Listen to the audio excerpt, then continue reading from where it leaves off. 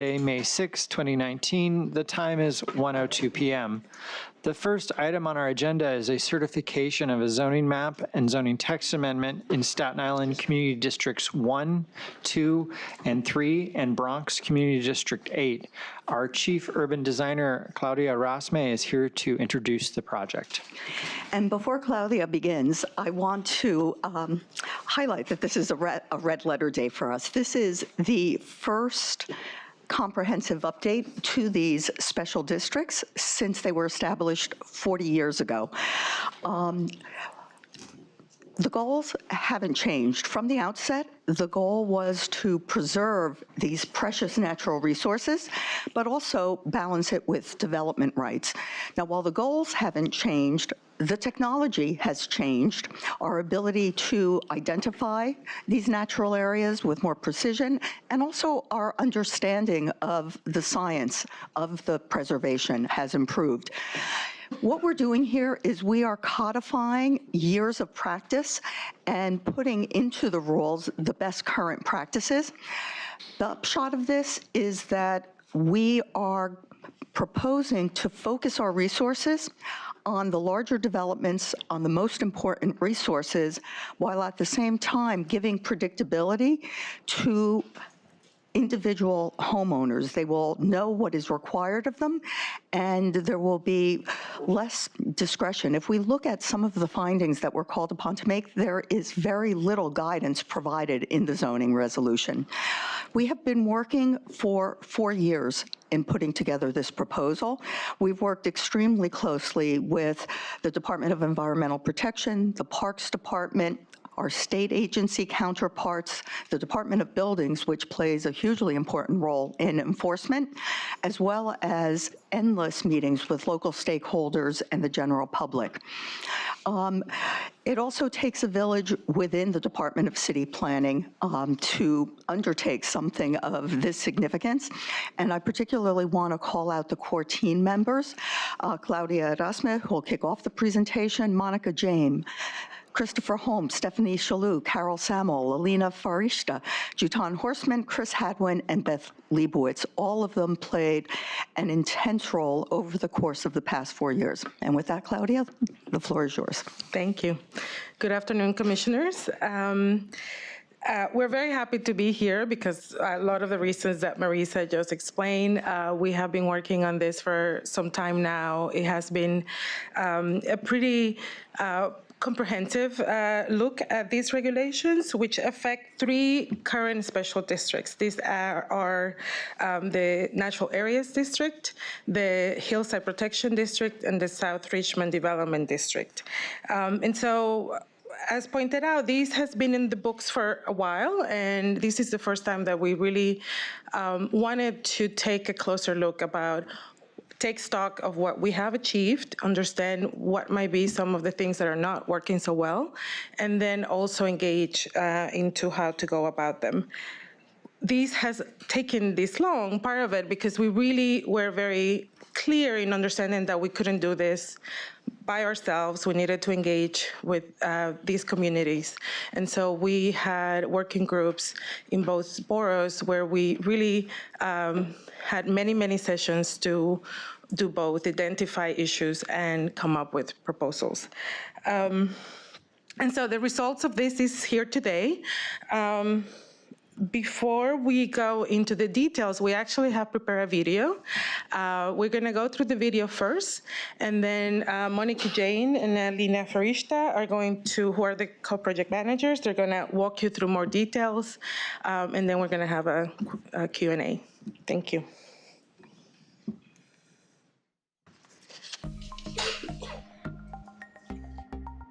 We interact with the natural environment of New York City every day in countless ways, from the air we breathe and the water we drink to the sights and sounds of our daily lives. Our relationship with the natural world is especially strong in certain neighborhoods of Staten Island and the Bronx, where regulations have ensured that development is balanced with nature. The Department of City Planning is proposing an update to the rules and processes that guide development in these neighborhoods. The initiative is called the Staten Island and Bronx Special Districts Update. It is a comprehensive, collaborative effort to enhance and streamline our approach to natural resource preservation and neighborhood development. Today, the review and approval process can result in unpredictable development outcomes and impose cost and time burden, especially for people making modest additions to their homes. The proposed update seeks to create more predictable development outcomes while simplifying the process for people to build or enlarge their homes. The proposal strengthens and clarifies standards for public review of properties larger than an acre and removes the City Planning Commission review requirements for small properties. We have much to celebrate in how these pioneering special districts rules have created the framework for some of today's cherished areas of beautiful tree-lined neighborhoods that incorporate diverse natural landscapes, such as the Bluebelt system in Staten Island. The Bluebelt system is an ecologically rich network of streams, ponds, and wetlands that serve as a stormwater drainage system throughout these neighborhoods. In the Bronx, neighborhoods like Fieldston and Riverdale have unique rock outcrops. In Staten Island, neighborhoods like Toad Hill and Lighthouse Hill with extensive forests are all in the Special Natural Area District, established in the mid-70s. In the late 80s, neighborhoods from Silver Lake to Tompkinsville, with their unique escarpment geography of the Serpentine Ridge, were designated as the Special Hillsides Preservation District. Currently, in these two special districts, a City Planning Commission review is typically needed to build or enlarge a home or for site alterations. Established in the mid-70s, neighborhoods from Tottenville to Arden Heights, consisting of forests and wetlands, are within the Special South Richmond Development District. Developments in this district require a City Planning Commission review in some cases, such as tree removal and changes to topography. The proposal seeks to rationalize and establish a consistent approach towards natural resource preservation across these special districts. The past 40 years have helped us identify the best practices as well as the challenges with the current regulatory framework. The current rules focus on preserving each natural feature individually, such as steep slopes, individual trees, and rock outcrops on a site-by-site basis, and do not provide clear guidelines for preservation of habitat on larger sites. Building upon and staying consistent with the original goals of the special districts, the proposal recognizes the higher value of larger natural areas and highlights the importance of ecological connectivity with neighboring sites, while also including clear guidelines for development. The proposed regulations are structured around the following principles. Identify the location of public lands with protected natural resources, which contain habitat with the most ecological value. Create a planted buffer or transition area between private property and protected lands to preserve habitat. Also, limit encroachment on steep slopes and rock outcrops in order to minimize erosion. Protect existing habitat on sites of 1 acre or more in order to provide connectivity between larger natural resources. Maintain and create ecological corridors through biodiversity gardens with native plants, trees, shrubs, and ground cover. These will provide food and shelter for wildlife and pollinators. Continue to preserve trees, which enhance neighborhood character and serve as sponges by soaking in rainwater. Create a permeability requirement for all properties so rainwater can flow into the watershed, protecting the natural balance of surface water and groundwater that sustains the streams and wetlands of these areas. Establish different procedures for the review and approval of properties smaller or larger than 1 acre. Allow small properties to go directly to the Department of Buildings for project review and permits. Require properties of 1 acre or more to go to the City Planning Commission for public review. To sum up, the Staten Island and Bronx Special Districts Update will provide a clear, consistent framework with a streamlined process for natural resource preservation that balances neighborhood development and ecological goals. It will enhance the local and regional ecosystem services such as temperature regulation, purification of the air and water, stormwater management, and flood mitigation, and preserve the neighborhood character for future generations.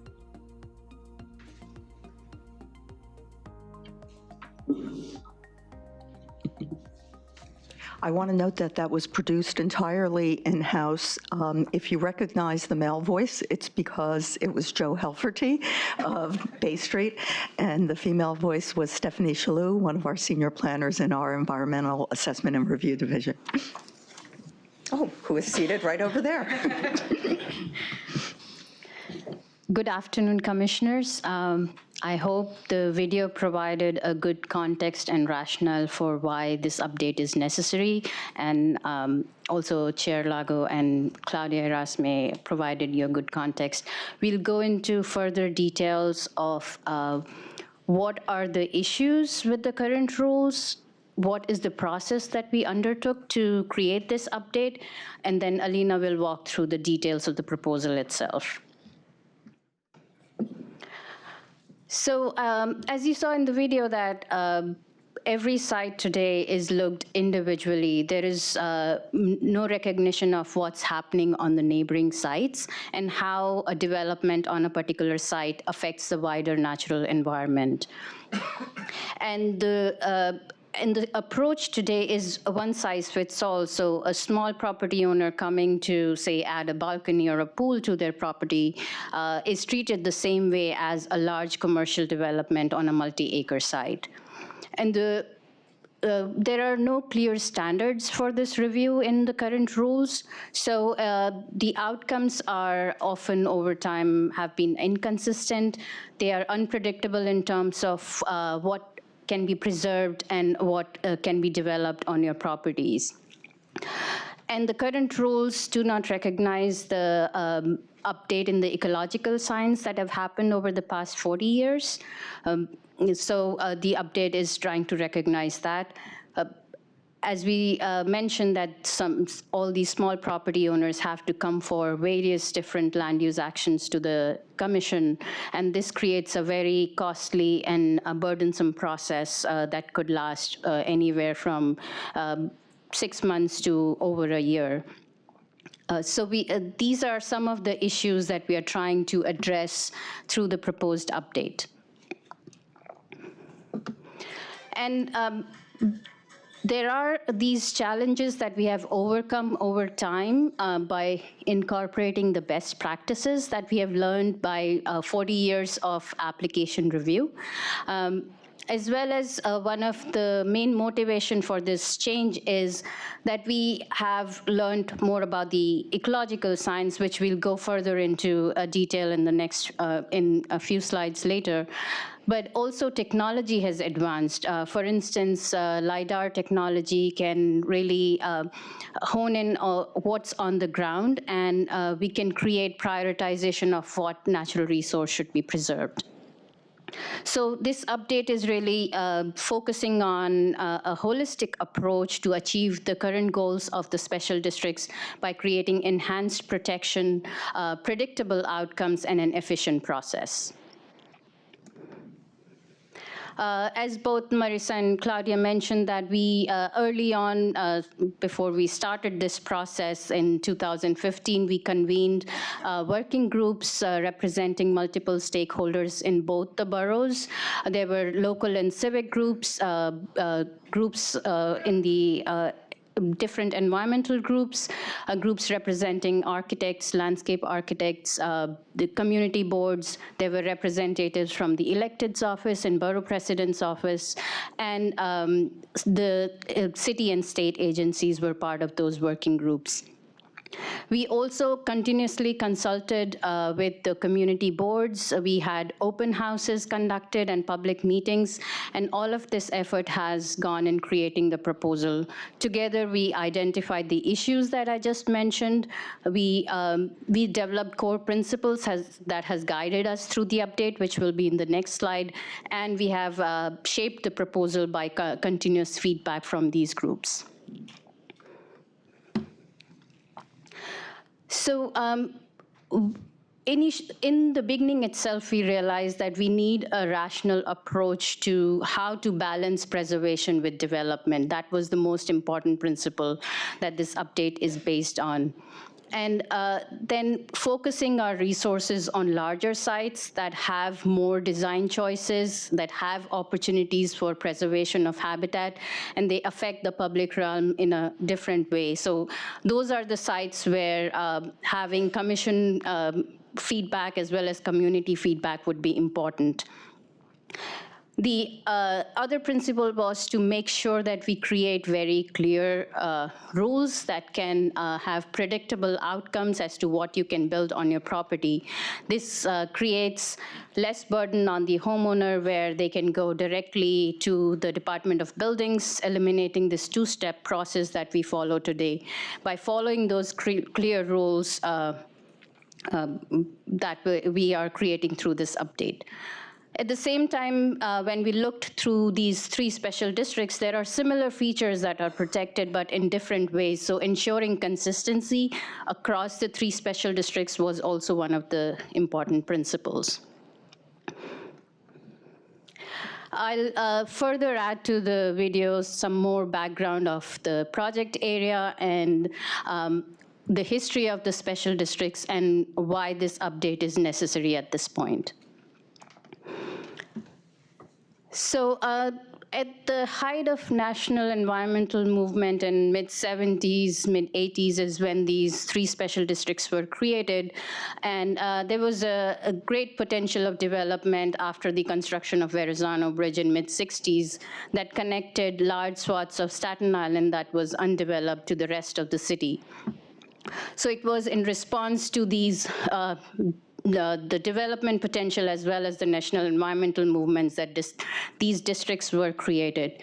And this is the first time and the only time that land is also regulated in addition to the development.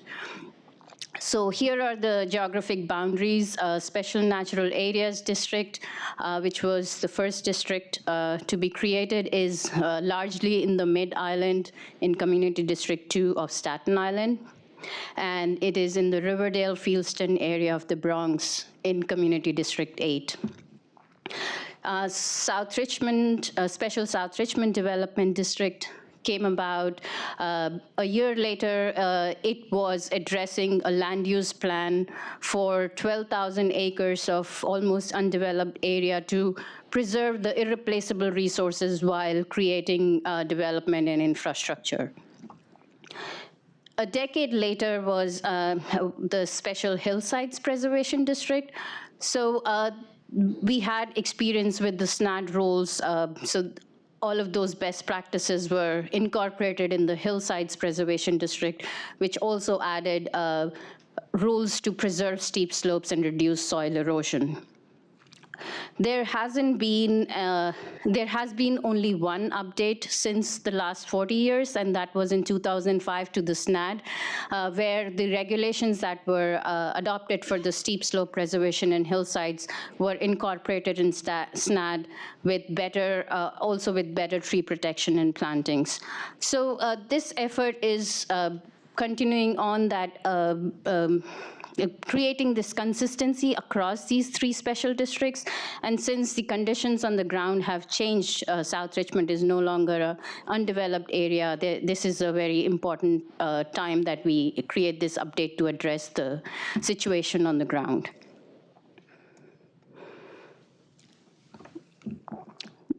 The proposal also recognizes the existing land use of these special districts. As you see in the map, most of these areas are largely allow largely 1 or 2 family homes and are low density in character. One thing to highlight for Bronx, that there is a large concentration of institutions, such as the SAR Academy, Hebrew Home, College of Mount St. Vincent, some of which you have seen recently. So the update addresses these separately. In South Richmond, there is a mix of commercial and manufacturing uses, town center kind of development along the railroad, and there are large swaths of land along the West Shore which have, which are zoned commercial and manufacturing and which have large amounts of natural resources, that portions of which should be preserved.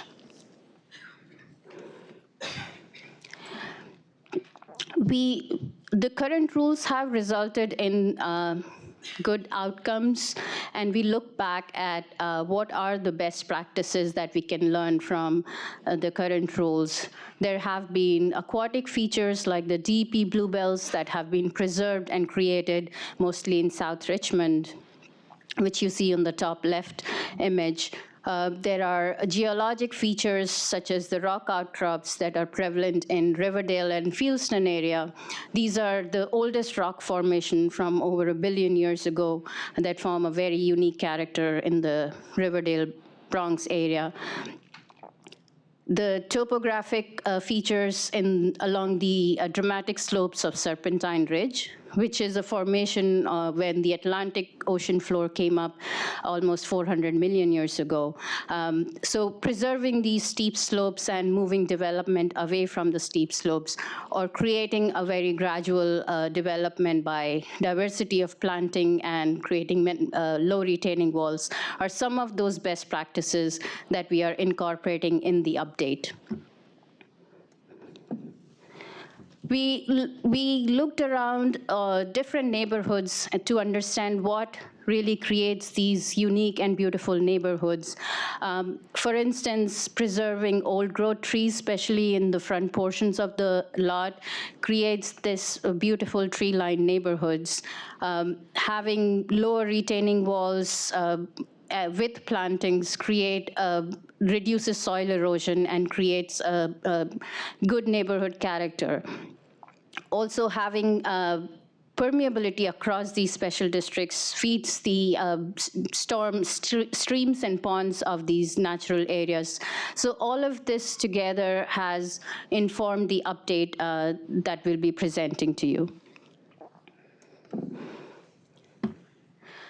Now, we wanted to understand how does nature really work? Today's rules actually treat all of these different components that make the nature, natural communities, soil and topography, watershed and drainage. These are treated very differently and separately, but these are interconnected systems that are interdependent on each other for their health.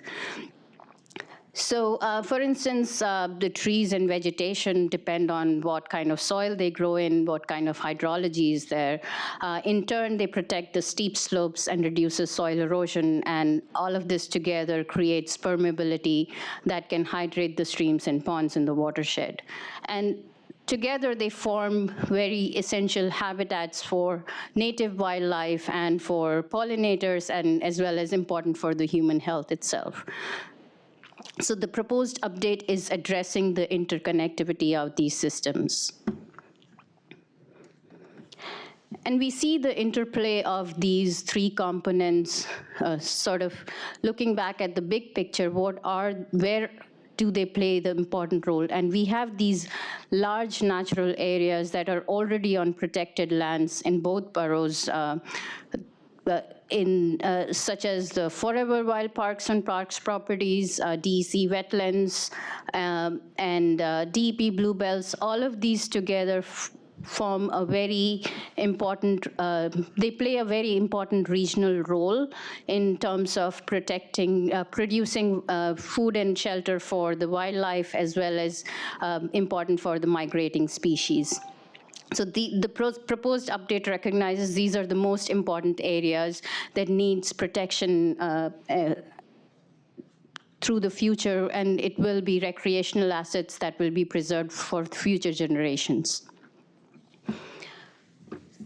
And then we looked at the lands around these large natural assets, what is happening on the ground, and how can we regulate these areas to enhance the protection. And we leverage technology to understand what's happening around the lands. And we used various different resources. One resource I want to highlight again is the LiDAR technology, which is a very high resolution aerial imagery that was created by Natural Area Conservancy, which gives you very detailed imagery of where the forests are. Here in the image, you see it in the dark green, the tree canopy in the light green, and also gives you an impression of where the paved areas are in gray and the pink. So understanding this, what's happening on the land, and creating a relative value based on the geographical locations and how this can create ecological health and enhance protection for the large natural areas. All of this together has informed us to create our zoning proposal. So just summarizing, we are codifying the best practices that we have learned in the 40 years. We are leveraging technology and the updated ecological science, and we are looking at addressing the issues while staying true to the current goals. So Alina will describe a holistic approach to our planning framework and the thoughtful zoning rules that we have created to address this.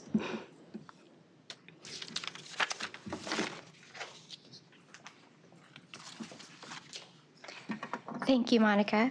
So the mapping that we just discussed was a vital reference point for us to understand what level of protection is needed and where. We are using zoning as a tool to prioritize different levels of protection for various natural features based on a site's adjacency to these larger natural habitats.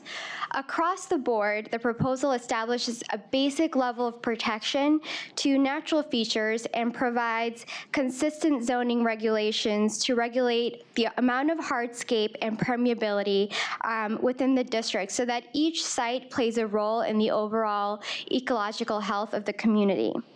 And this is what we're calling the base protection area. In the specific geographic area of Staten Island where we have this escarpment, we're mapping an escarpment area to have tailored regulations to protect these hillsides and steep slopes so that we can ensure to reduce encroachment in these areas. And also along these larger habitats that are on public-owned lands, we're specifying those properties abutting that to be the resource-adjacent area. Well, we'll also have specific rules on hardscape and permeability to ensure there's enough of a transition area between the development and the habitat. The various zoning controls that we'll be using are used today, and we're building upon them based on our lessons learned, such as lot coverage, hard surface areas, planting requirements. They'll all be kind of working together on each site, but they'll vary depending on if you're in that resource adjacent area or if you have very sensitive wetlands on your site versus if you're in the base protection area. So to create a more consistent approach to natural resource preservation, the Department of City Planning is seeking a zoning map and zoning text amendment to establish the Special Natural Resources District. This district would follow the existing boundaries of the 3 special districts, and we would also establish sub-districts so that we can retain any area-specific goals and regulations. Also in Staten Island, there will be some minor updates to the lower density growth management area regulations because in this borough, the LDGMA and special districts overlap in many parts of the island, so we want to retain consistency with the special district update. So in summary, the proposed update would be codifying the best practices accrued over the last decades, streamline the regulations, and provide clearer parameters on how to achieve predictable outcomes on every site. And we also acknowledge that every site is different. So we'll be building in flexibility for site planning so that preservation and development can be balanced and still provide those predictable outcomes. Today, each tree is regulated regardless of its ecological importance, the size, or the age. So for example, a tree that's standing on its own is regulated the same as a tree that may be part of a larger grouping of trees or a forested area. And today there are rules to require a minimum number of tree planting on each site, but there are no rules that are really encouraging the preservation of older growth trees or the trees that are part of the larger forested area. The process is also set up in a way that every time a tree needs to be removed, it needs to go through this discretionary review process, which could result in unpredictable outcomes for the community, the property owner, and significant costs. So for example, if you just want to add a pool in your backyard, that may require the removal of tree, and we often see homeowners seeking the discretionary review to remove that tree. Under our proposal, what we're aiming to do is incorporate all of those best practices. So we'll be providing more credit if you're able to preserve those older growth trees or plant trees in groupings. We'll also be requiring a certain number of trees to be planted in the front part of your lot or in the rear part of your lot to add to that neighborhood character, but also create that ecological connectivity from each site to those larger habitats. And also we'll be simplifying the process for tree removal that we can discuss a bit later, but in summary, there would still be a minimum number of trees required on each site, as well as tree credits, so we can incentivize the preservation of trees.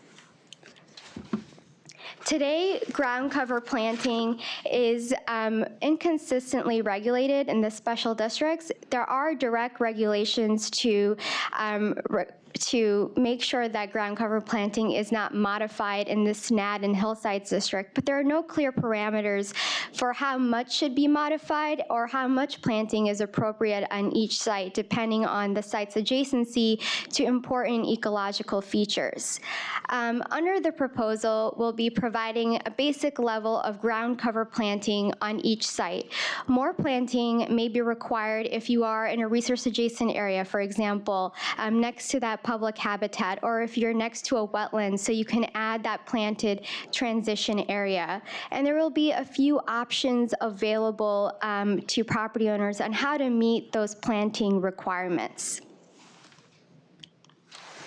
Another feature that we're taking a closer look at are the rock outcrops and erratic boulders, which today are a large presence of the Riverdale and Fieldston neighborhoods.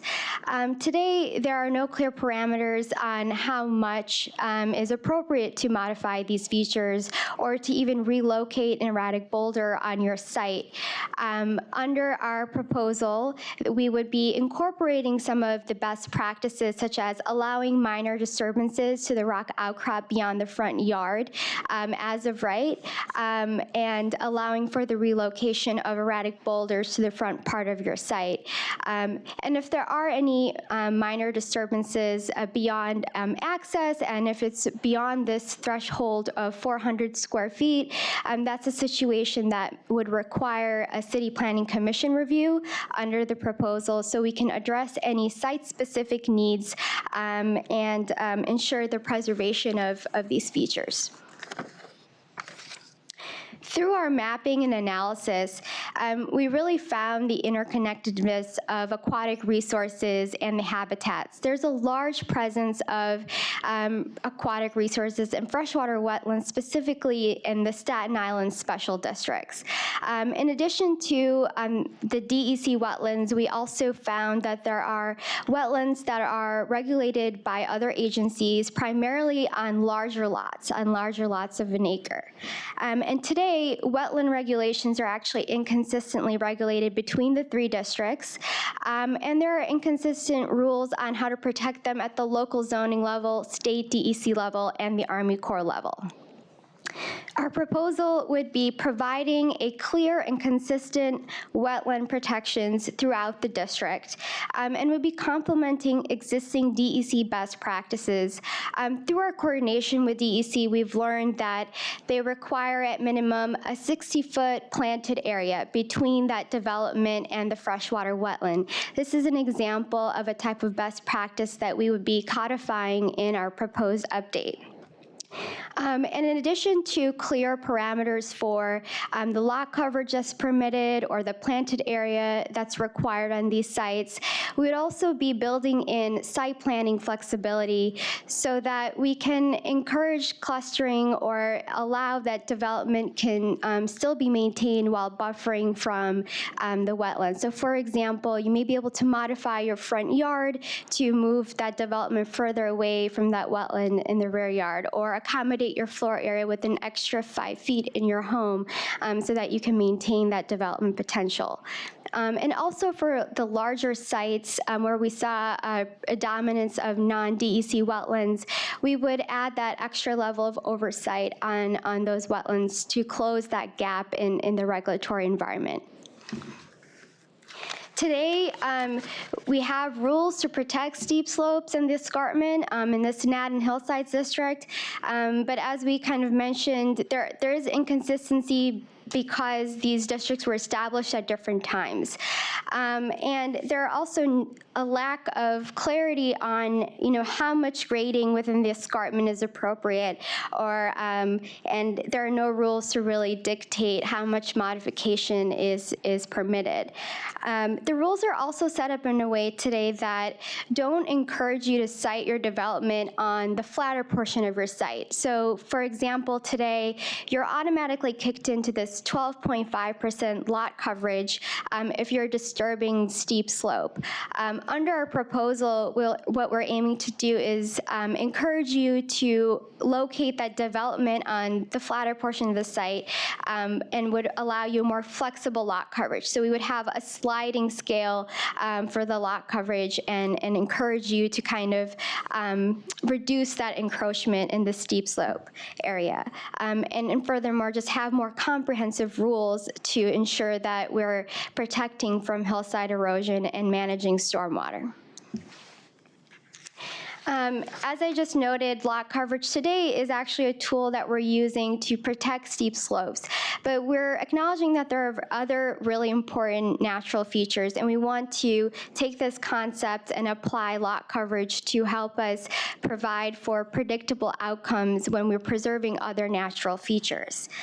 So the proposal would establish lot coverage regulations for residential districts. It would be based on the ecological area they're in, so it may be more restrictive if you're disturbing a steeper part of your site or if you're in a resource adjacent area.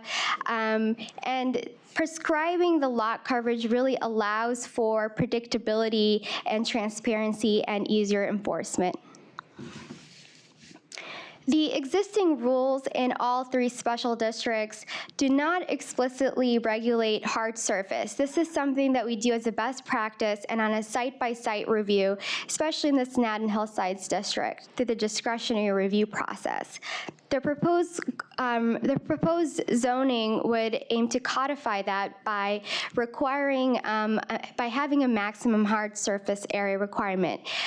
This would also vary depending on the zoning district or the intensity of use, and would be interrelated with lot coverage, especially for steep sites.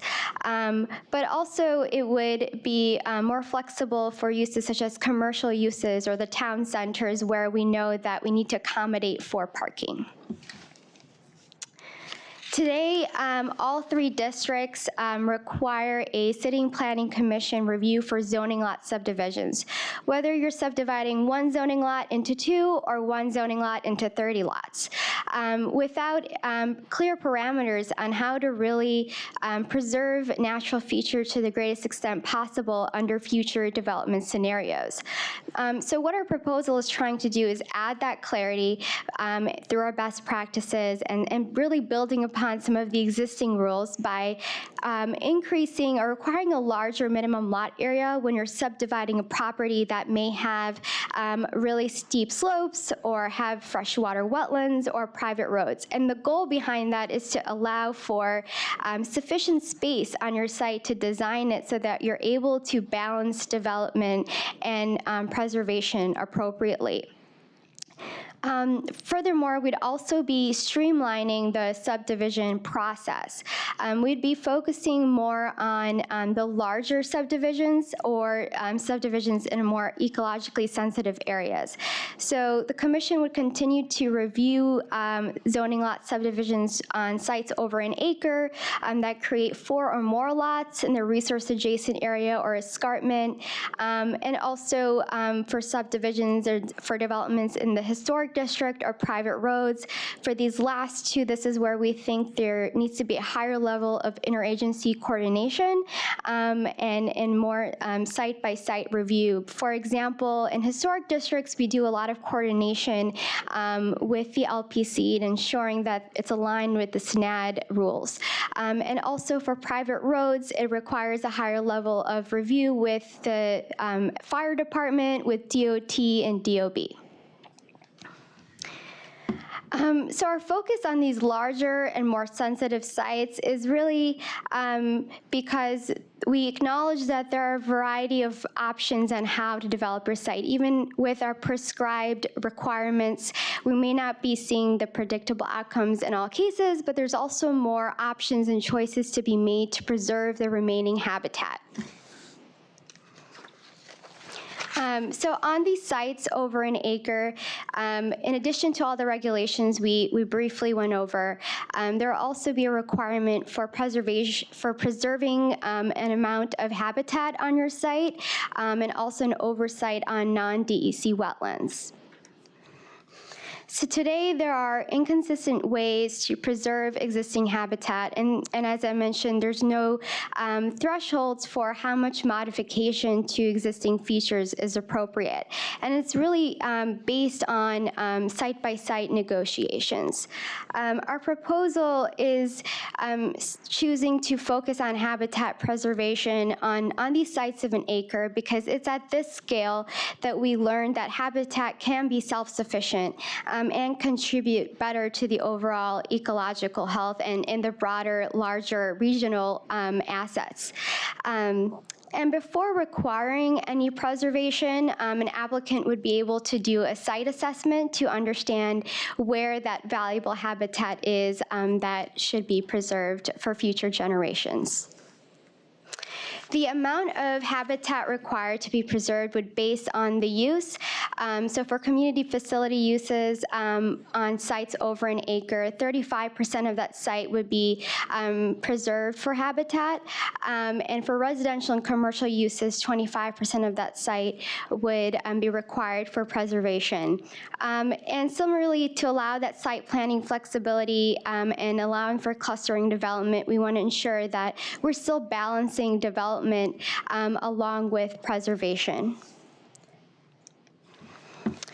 Another option that will be available for these larger sites is to do a phased development plan option. This is a great opportunity because and especially useful for larger institutions or campuses that may have a plan to develop a site over time.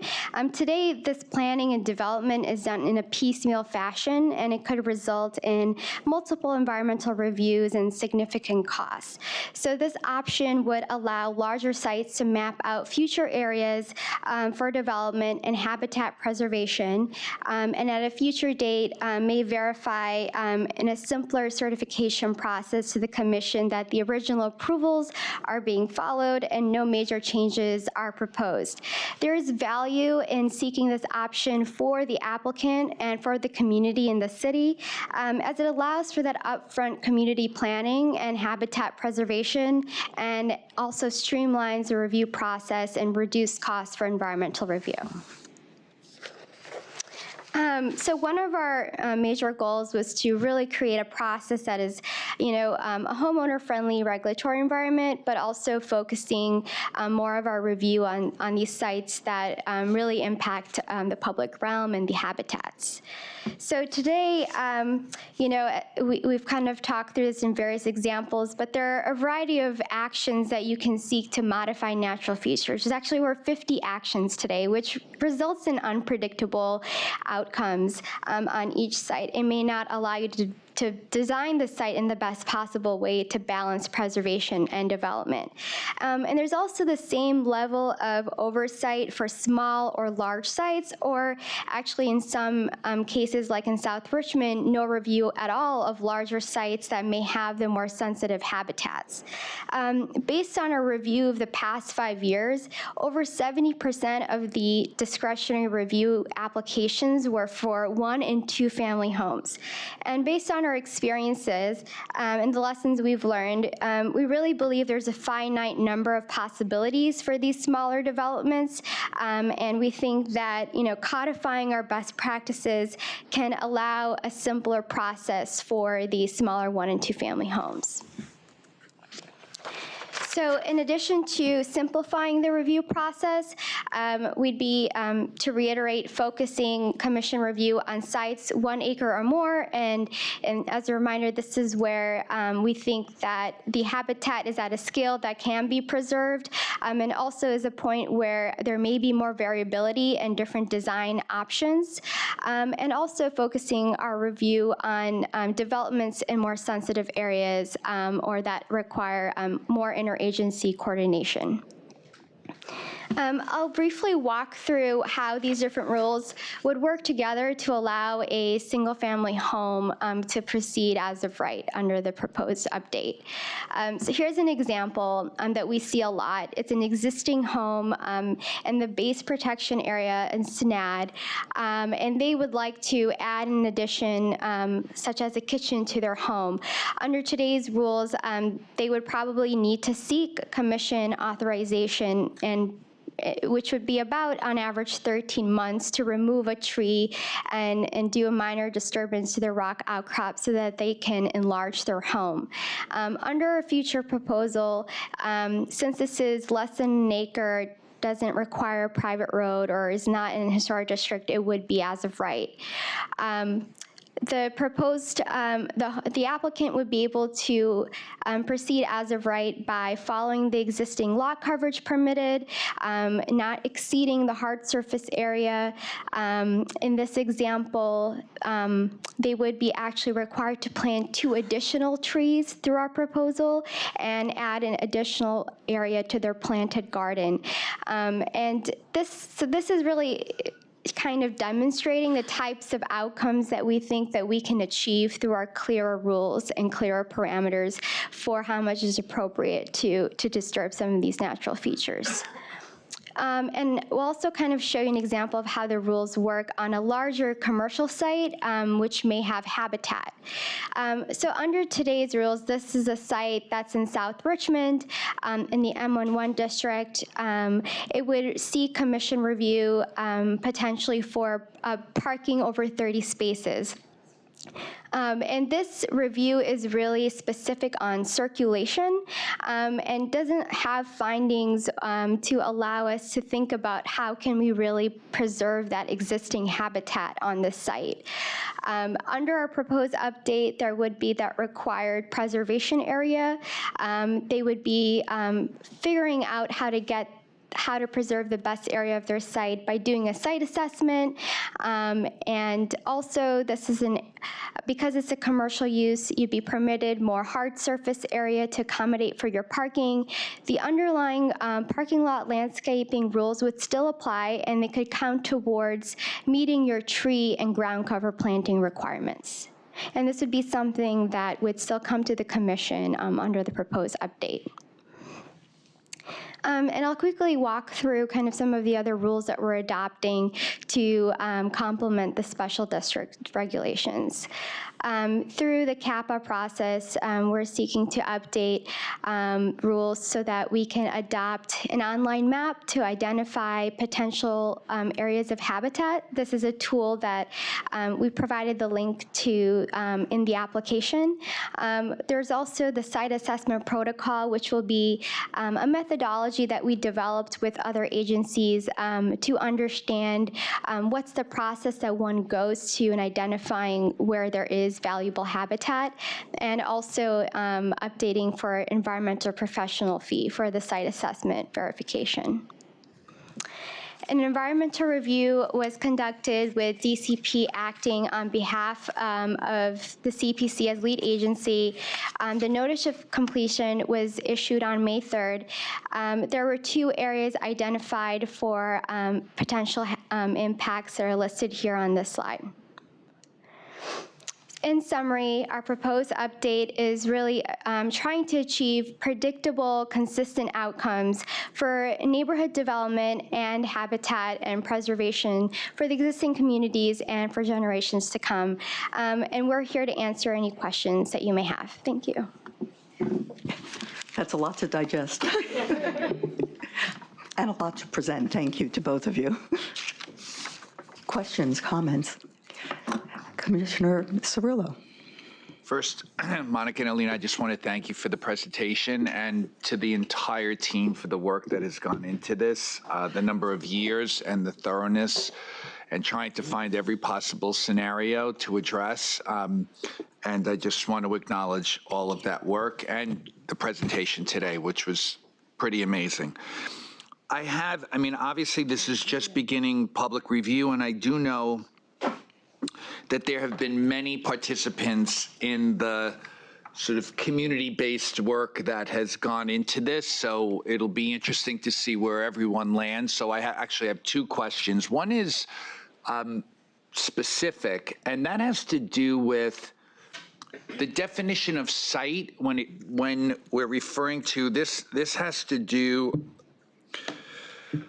with the balance of preservation and development, and we talk about the 25% in residential of the site. How are we defining site for purposes of the 25%? Is it the entire site, or is it the part of the site that doesn't have any development on it already? It's for the entire site where there's a proposal for development. Okay, and so what has been, if anything, the feedback on that number? I mean, it seems like a large number, 25%. I realize what the purpose is here, so I'm not challenging that. I just wonder if there's been feedback on that particular piece of this, particularly on the residential side. Yeah, sure. Thank you for that question. As we mentioned, we have been really developing this proposal, not just with our sister agencies and the Natural Areas Conservancies, to get the tools to allow us to understand what habitat still exists and where. We've been working, and we've had a few public meetings, and we've discussed it with community boards as well. And this seems to be a more positive rule that can result in outcomes that I think really contribute to what the values are of the community. So they really want to see some of these larger habitats to remain preserved, and that this is our way of trying to achieve that.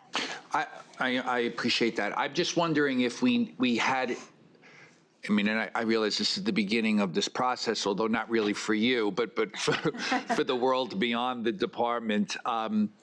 If there is an example, it would be interesting to see at some point, an example of what a typical development, residential development would be in terms of its size on a site, and the 25% of the preserved area, and what that actually leaves with respect to what a backyard becomes on a traditional or conventional lot. Sure, and we can definitely follow up with a more specific example to walk through how that would work.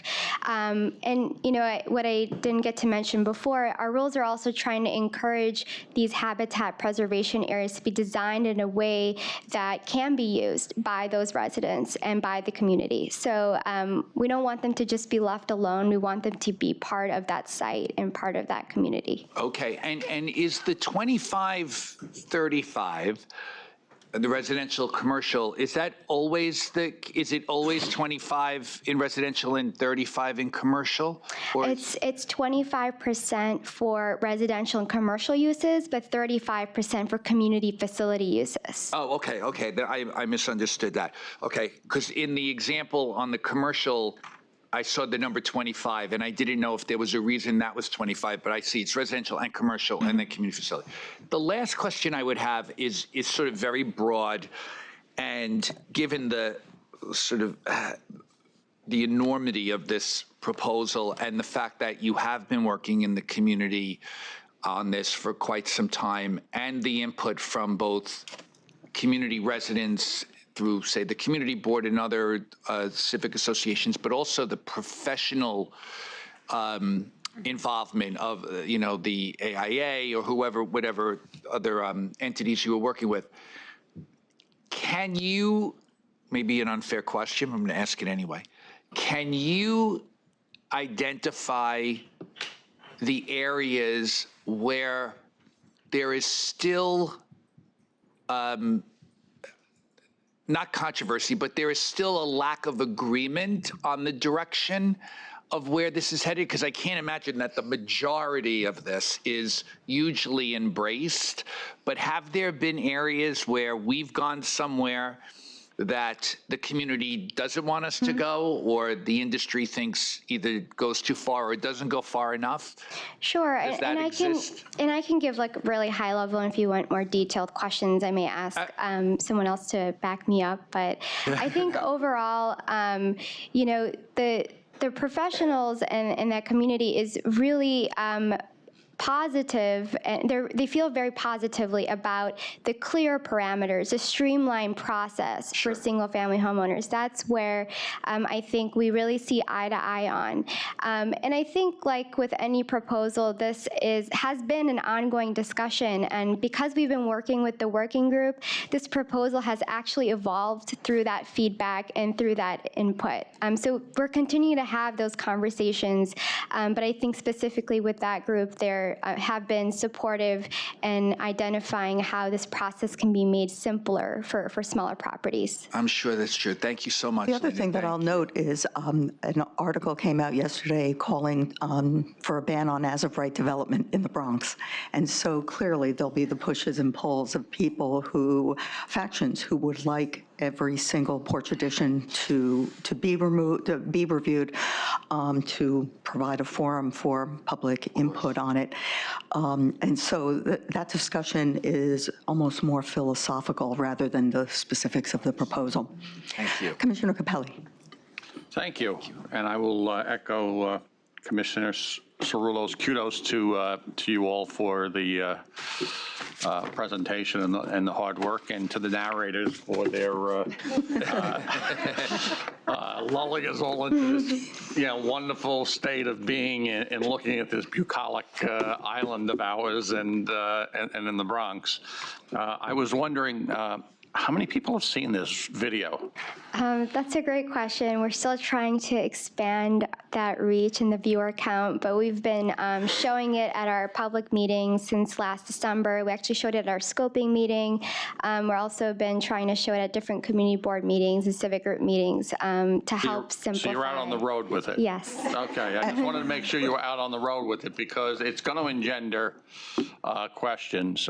One of the things that I heard in this presentation, which I hadn't heard in prior conversations, is an expanse of wetlands where DEC hasn't named them wetlands. You want the City Planning Commission to have the authority to designate properties wetlands? So let me clarify that a little bit. What I meant to say was that today there are no protections for some of these wetlands that are not regulated by DEC. So there may be Army Corps wetlands or other streams and ponds that do contribute to the larger habitat. We saw them to be primarily on these larger sites. So on those large sites that would come for commission review, like other natural features, there would be regulations to help preserve them. All right, because there was basically wars fought over the issue of wetlands on Staten Island in the past.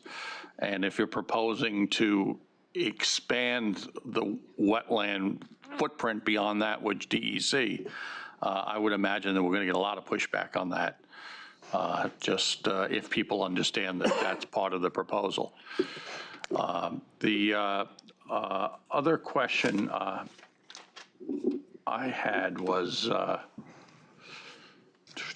no, I'm going to pass on that. Okay, thank you. The one thing I would note is we would welcome suggestions from the commissioners about other fora for showing the video. We wanted to get it disseminated as much as possible. Well, I mean, I think that in Community Board 3, you got to go out to every civic association that's out there and basically do a dog and pony show. The one question I did want to mention was the private property that abuts the protected areas. Okay, we're still looking at the possibility of making that voluntary, not mandatory. So for the sites that are in that resource adjacent area, the planting requirements, or specifically the planted buffer requirement, would be required for new developments. For new developments, but not for existing, because I would oppose an imposition on private property owners without compensation of a regulation of that kind. Vice Chair Knuckles. Thank you. I had a question about the SNAD in the Bronx Board 8. This is really a mark of time for me. I can remember the first dissent that I ever rendered on the City Planning Commission. This is late 2000, was around a proposed development on Fieldston Road in a SNAD. So What a memory. that's well, it was, you know, it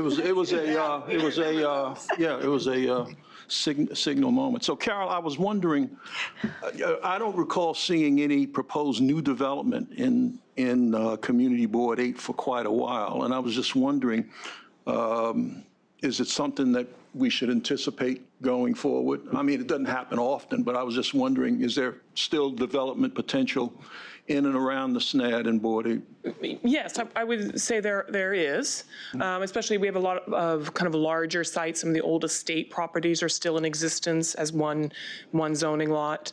And even in Fieldston, on Fieldston Road, I don't know what property that was that you dissented on, but there are still some properties that are of significant size that could see development. Okay. Has Board 8 seen this presentation? Board 8 opted to have its own working group. They did not participate in our working group. But they have their ideas. We've been in communication with them. We've briefed them on this. I think the areas that they really appreciate are the increased tree protections, the increased rock outcrop protections. Okay. But we'll find out more from them. Thank you. Commissioner Ramprashad.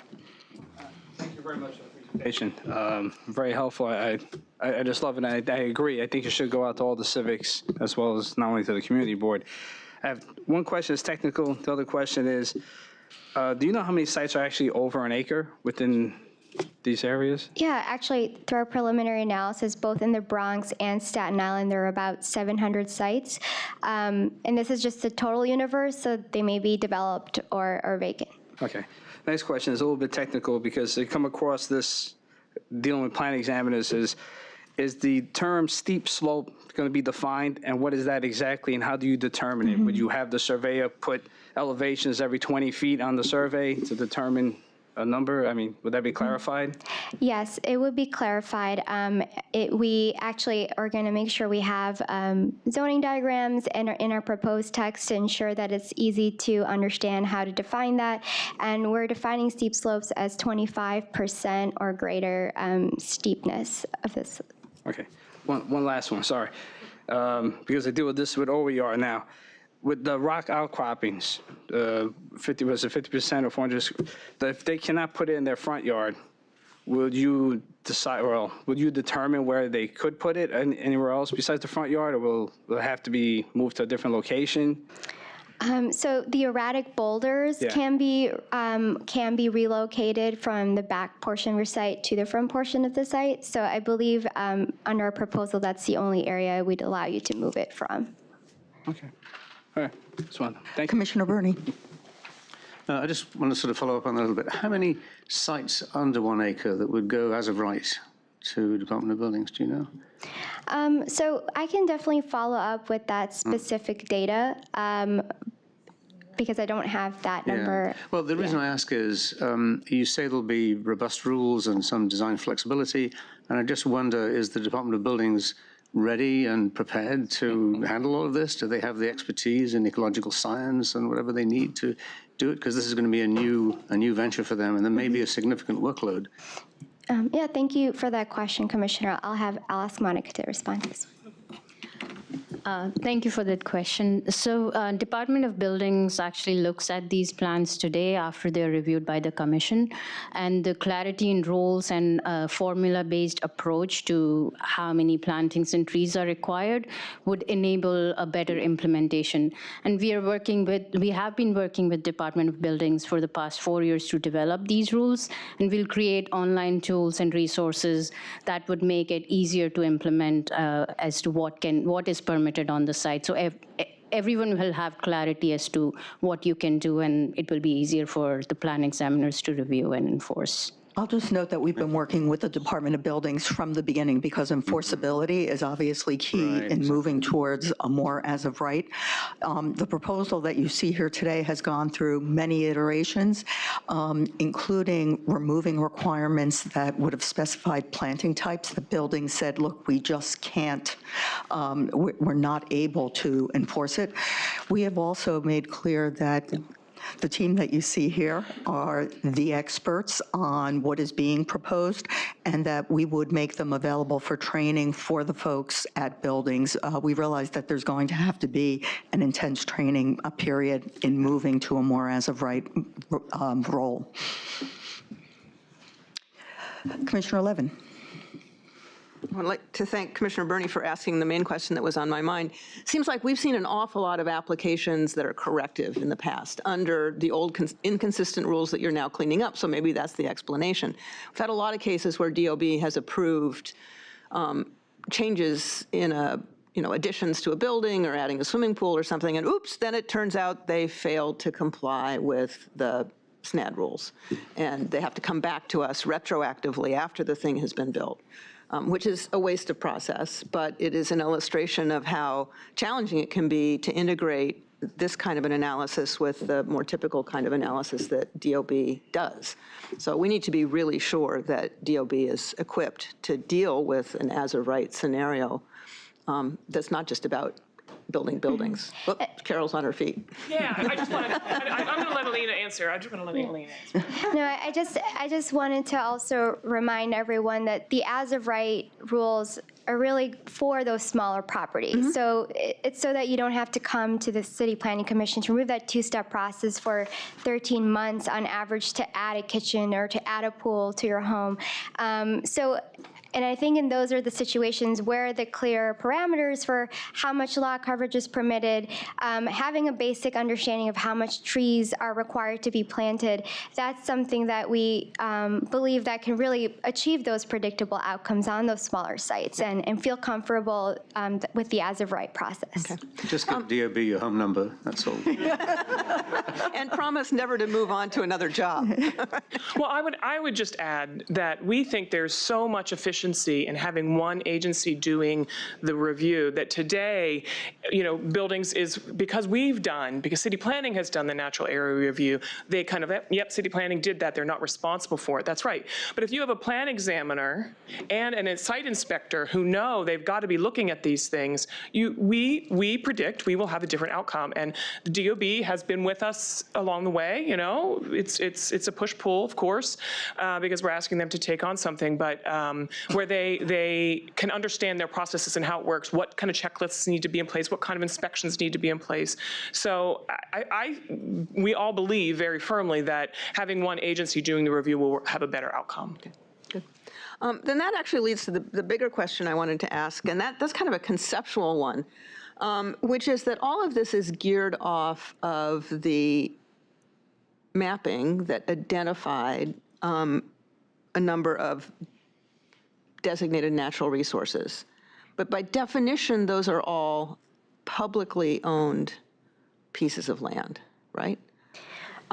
Right, so the designated natural resources are, by definition, habitats on public properties. Right, but nature doesn't recognize the boundaries, the administrative boundaries that we've all put on the land.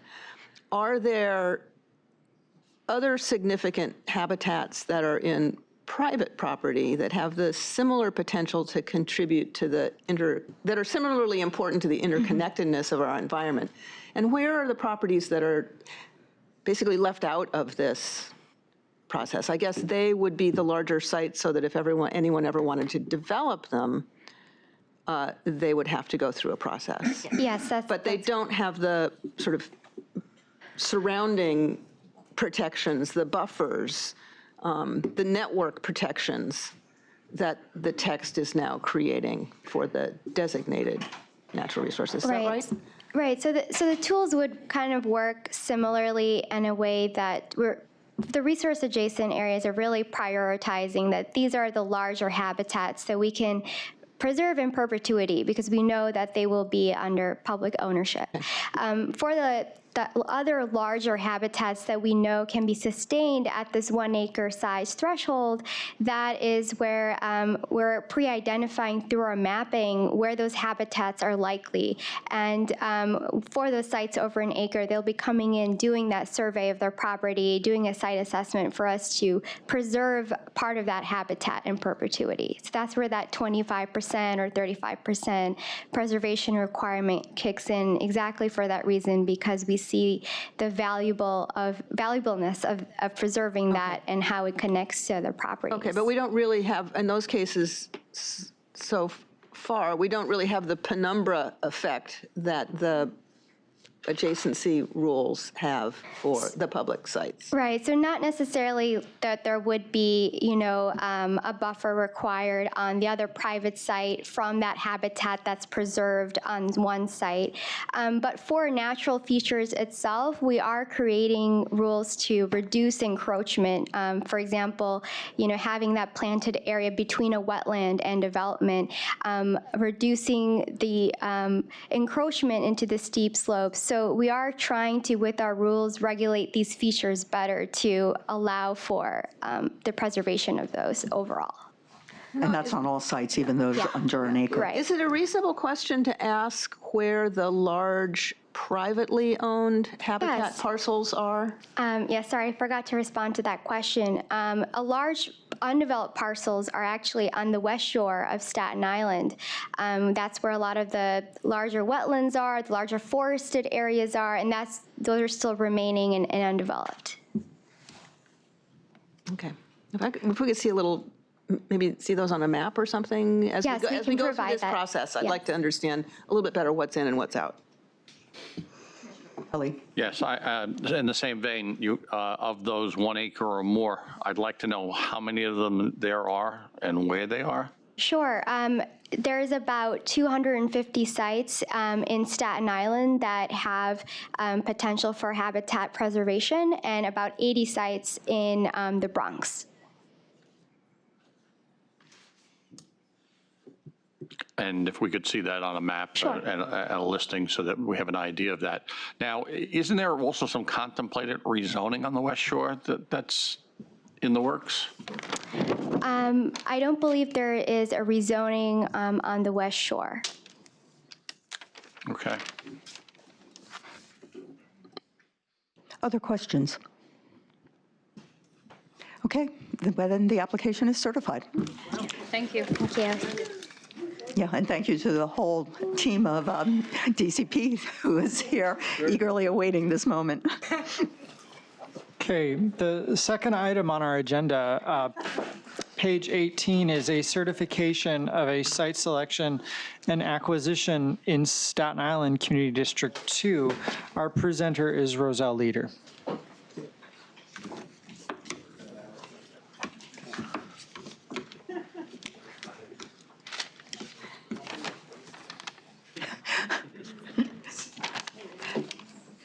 This seemed like a logical next one. Indeed. Okay. So, good afternoon, Commissioners. This is an application submitted by the New York City Departments of Environmental Protection and Citywide Administrative Services seeking the site selection and acquisition of a privately owned property to facilitate implementation of a new drainage feature, also known as a best management practice for DEP's Mid-Island Bluebelt. The Bluebelt program is designed to use natural drainage corridors, including streams, ponds, and wetlands, and enhance them to better store and convey stormwater. The project area is located within the Toad Hill neighborhood of Staten Island's Community District 2. The area surrounding the project site consists of single-family residential developments and the Richmond County Country Club Golf Course to the west. To the east is the Staten Island Academy. The area is mapped within the Special Natural Area District and an R11 zoning district, which is characterized by large single-family homes on spacious lots with a maximum floor area ratio of 0.5. The project site itself is located at 69 Whitlock Avenue, which fronts on a partially built-out portion of Whitlock Avenue. The site has a lot area of 32,665 square feet and significant natural features such as trees, steep topography, and a shallow stream bed. These photographs illustrate the steep topography and trees that currently exist on the project site. The requested land use action would help advance DEP's efforts to integrate the site into the Bluebelt program. The site, shown on this slide as NC4, is currently located in the New Creek watershed, which is the largest of the Mid-Island watersheds. It is anticipated that the proposed NC4 drainage pond would receive stormwater runoff from a 104-acre drainage area in the northwestern upland portion of the New Creek watershed. DEP's preliminary concept for this BMP is to receive runoff from storm sewers in Toad Hill Road and Whitlock Avenue. The runoff would be calmed and stilled in the drainage pond and then slowly released into Moravian Brook on the golf course. In summary, DEP and DCAS request the site selection and acquisition of the subject property for inclusion into the Mid-Island Bluebelt system to improve management of stormwater flow in the surrounding area.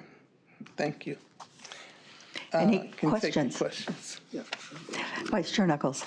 It says in the write-up, the project site has been the subject of SNAD authorizations in 1989 and 2006. Yeah. Both of the authorizations have elapsed and are no longer in effect. How long do these authorizations endure? A scope of 10 years. The first, when it's first approved, they have 4 years. Then they can request two renewals of 3 years each. Commissioner Burney. Thank you. I'm quite familiar with the Bluebelt program from my time at the Department of Design and Construction, and I really think it's a sort of underappreciated and under-celebrated program because not only does it relieve stormwater pressure on the sewage treatment plants, but it creates public amenities in the process and is really a wonderful addition to the city. So I wonder, how many others are sort of in the works, in the pipeline in the future? Because I know it's been running for quite a few years now. Yes, it started mainly in Board 3, and now you have the Mid-Island.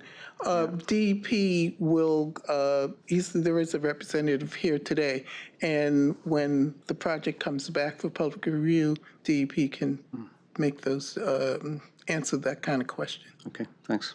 Commissioner Cirillo. Okay, how are you? Hi. So I'm going to touch upon sort of just an outgrowth of the question that Commissioner Knuckles asked. So when the subdivision occurred from 1 into 5 lots, yes, this particular lot that is the subject of site selection was one of the 5 lots. Exactly. And the site selection here is only applying to that one lot. Just that one particular zoning lot.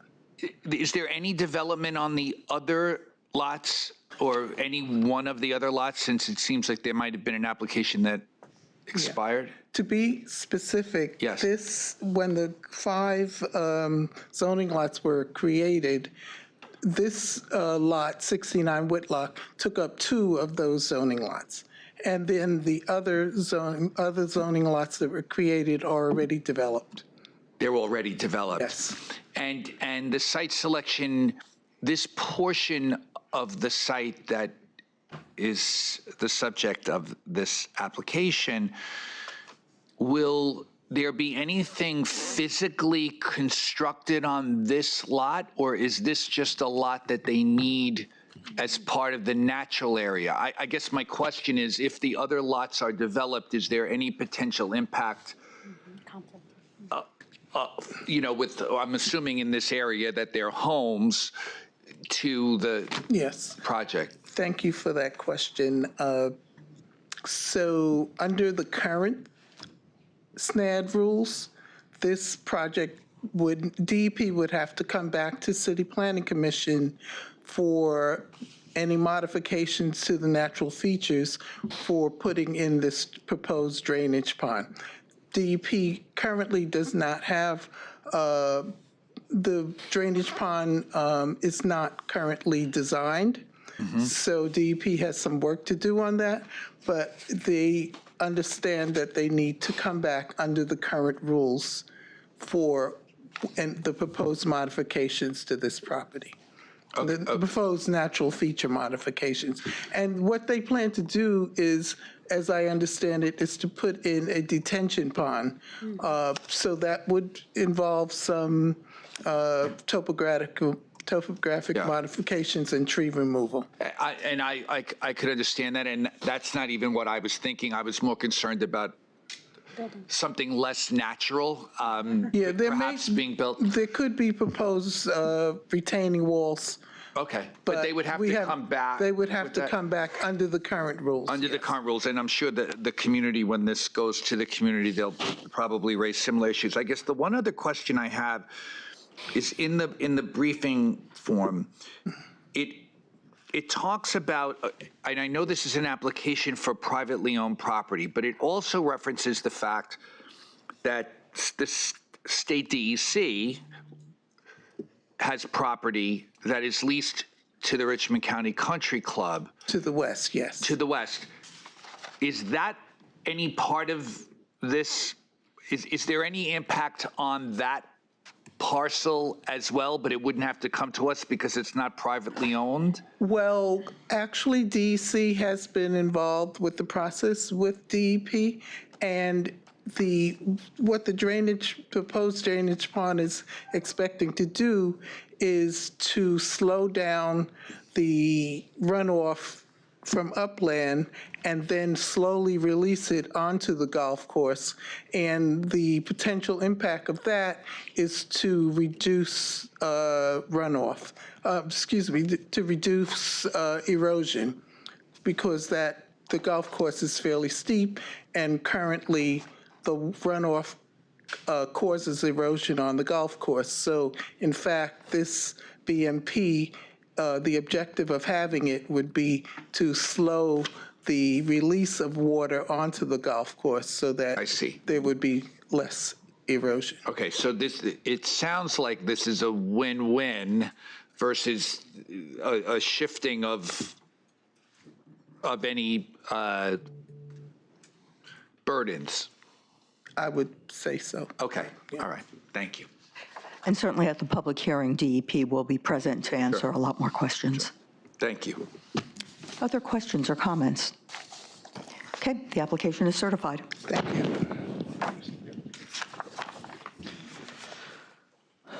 The third item on the agenda, page 32, is a certification of a zoning map and zoning text amendments, special permit, and city map amendments in Queens Community District 14. Our presenter is Hala Saleh.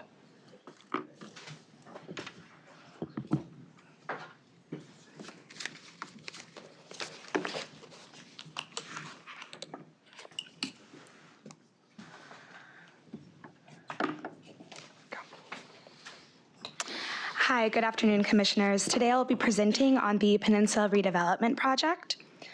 This is a private application in the Edgemere neighborhood of the Rockaway Peninsula in Queens Community District 14. The project consists of a range of actions, including a zoning map amendment, a zoning text amendment, large-scale general development special permit, and a city map amendment. The project is located in Edgemere on the former Peninsula Hospital site. Further east from the site is the downtown Far Rockaway plan, the boundary approved in 2017 to support downtown Far Rockaway's growth and vitality by fostering a mix of residential, commercial, and community facility uses on vacant and underutilized sites near mass transit resources. The A train connects the Rockaway Peninsula to the rest of the city. The project area is outlined in red and primarily bounded by Beach Channel Drive to the north, Rockaway Beach Boulevard to the south, Beach 53rd Street to the west, and Beach 50th to the east. Also included in the project site is one lot south of Rockaway Beach Boulevard. There are 2 urban renewal areas near the site, including the Edgemere Urban Renewal Area to the northeast and the Auburn Urban Renewal Area to the south, which also consists of the nature reserve for the piping plovers. Both urban renewal plans will be implemented by HPD. Directly adjacent to the site is the Peninsula Nursery and Habilitation Center. PS 105 is to the northeast and has students from pre-K to 8th grade. There are also multiple multifamily buildings in the area, including the NYCHA campus to the northeast with northwest, with buildings going from 7 to 9 stories, as well as the NYCHA Beach 41st Street campus, which is to the northeast with buildings ranging from 11 to 18 stories. Additionally, to the southwest is the Auburn View development with 2 19-story buildings. To further understand the built context of the area, this is the view looking east. NYCHA's Ocean Bay apartments are located across the project site and rise up to 9 stories. The view also showcases that Beach Channel Drive and Rockaway Beach Boulevard are 2 major east-west corridors in the peninsula. This view shows the project site in relation to the beach and the elevated A train, with stations at Beach 44th Street and Beach 60th Street, both a 5-minute walk from the proposed development. The first photo shows a portion of the site and the adjacent nursing home on Beach Channel Drive, while the second photo is looking west down Beach Channel Drive with the NYCHA Ocean Bay apartments to the west. The first photo here shows the south parcel of the site, which contains a vacant warehouse facility. The second photo shows the north parcel of the site from Rockaway Beach Boulevard. The project area was originally zoned R5, R5 C1-2, and C8-1 in 1961, and has not changed since. There have been a number of rezonings, neighborhood-wide rezonings in the area and throughout the peninsula, including the 2005 Far Rockaway Mott Creek rezoning, the 2006 Baywater rezoning, and the 2008 Rockaway neighborhood rezoning. In 2004, the Ocean Bay rezoning was approved to facilitate new retail and commercial development in the NYCHA Ocean Bay campus directly north from the site. The zoning districts mapped in the rezoning area include R4 to the north, R5 and R5C22 to the west, R6 and C8-1 to the south, and R5C2-1 to the east. These are the proposed actions that I'll get into a little bit later. The proposed development would provide approximately 2 million square feet of mixed-use development.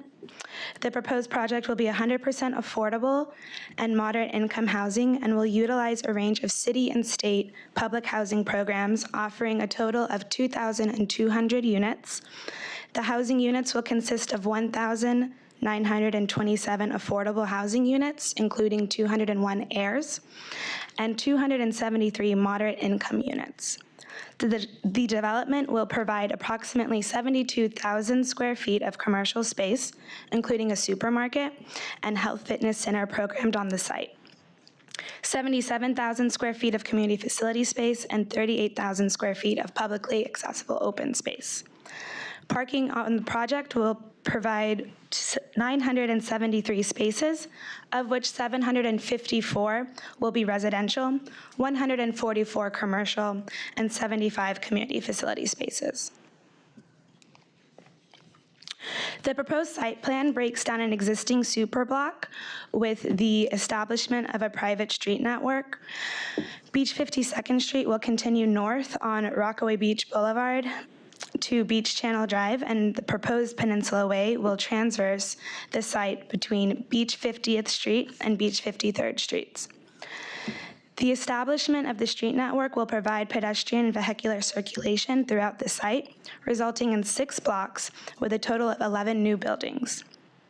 Streetscape features have been incorporated throughout the site to provide wide sidewalks and enhance the pedestrian experience at the street level. Building blocks A and D were designed to provide a wider sidewalk and planterns and seating to act as a secondary plaza like space known as High Point Plaza. A designated publicly accessible area will be established at the east side of the project area between building blocks D and E. Located in Block A is a supermarket serving as the commercial anchor for the project, accompanied with a surface parking lot with 57 spaces. Access to the surface parking lot and the supermarket will be accessed from Beach Channel Drive and along Beach 53rd Street.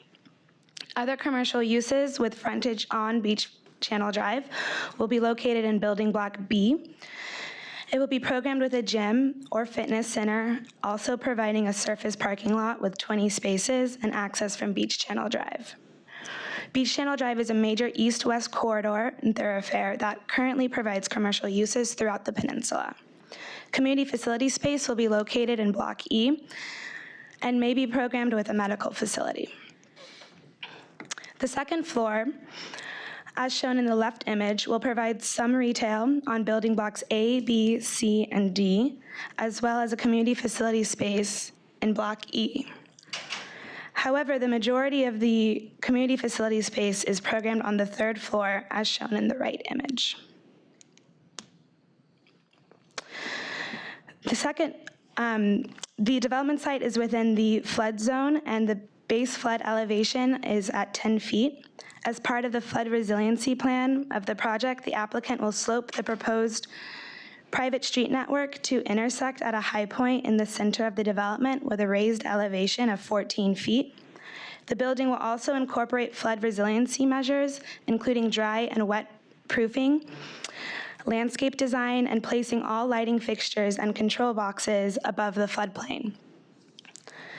The storm water strategy will include bioretention rain gardens, bioswale tree pits, continuous tree pits with large soil volume capacity, and flow-through planterns and planting pockets. This elevation shows the north-south view of Beach 52nd Street. Buildings B1 and B2 will range in height, with the highest portion raising at 190 feet and then lowering to a height for Block D and F. The site is elevated to 14 feet at the center of the site at the intersection of Peninsula Way and Beach 52nd Street, and will slope to the connecting grade of 6 feet at Beach 50th Street and 53rd Streets. This is another elevation showing the east-west view along Peninsula Way, with buildings ranging from 110 to 200 feet. The proposed pedestrian plaza will be located between buildings B, D, and E, and will provide approximately 21,000 square feet. The space will be programmed with a children's play area designed with a rubber mound, timber steps, and balance beams, as well as planterns integrated with seating throughout the plaza. There is an existing easement between buildings D and E, which provide emergency vehicular access to the existing nursing home adjacent to the site. This easement will remain clear of obstructions, and access will continue for emergency vehicles to flow as necessary to the nursing home. Here is a rendering of the project from Beach Channel Drive. And here we have one showing it from Rockaway Beach Boulevard and from Beach 52nd Street. The proposed actions are as follows, and I will go through each one with more detail. First, the applicant is requesting a zoning map change from an existing R5 and R5C1-2 zoning district to a C44, and from a C8-1 to a C4-3A. The C44 district is an R7-2 equivalent, and the C43A is an R6A equivalent. The applicant's rationale for the proposed rezoning is that the site fronts 2 wide streets that can support the increased density and commercial development, as well as proximity to mass transit resources. There are existing C4 districts mapped southeast of the project area and is consistent with existing land uses and emerging trends in the area. The applicant is proposing a text amendment to designate the project area as an MIH area. Under option 1, 25% of the residential units would be permanently affordable, totaling to 550 units, while 100% of the units would be income restricted by a regulatory agreement as affordable and moderate income housing. The MIH requirement ensures that these units and any future development within the MIH area are permanently affordable.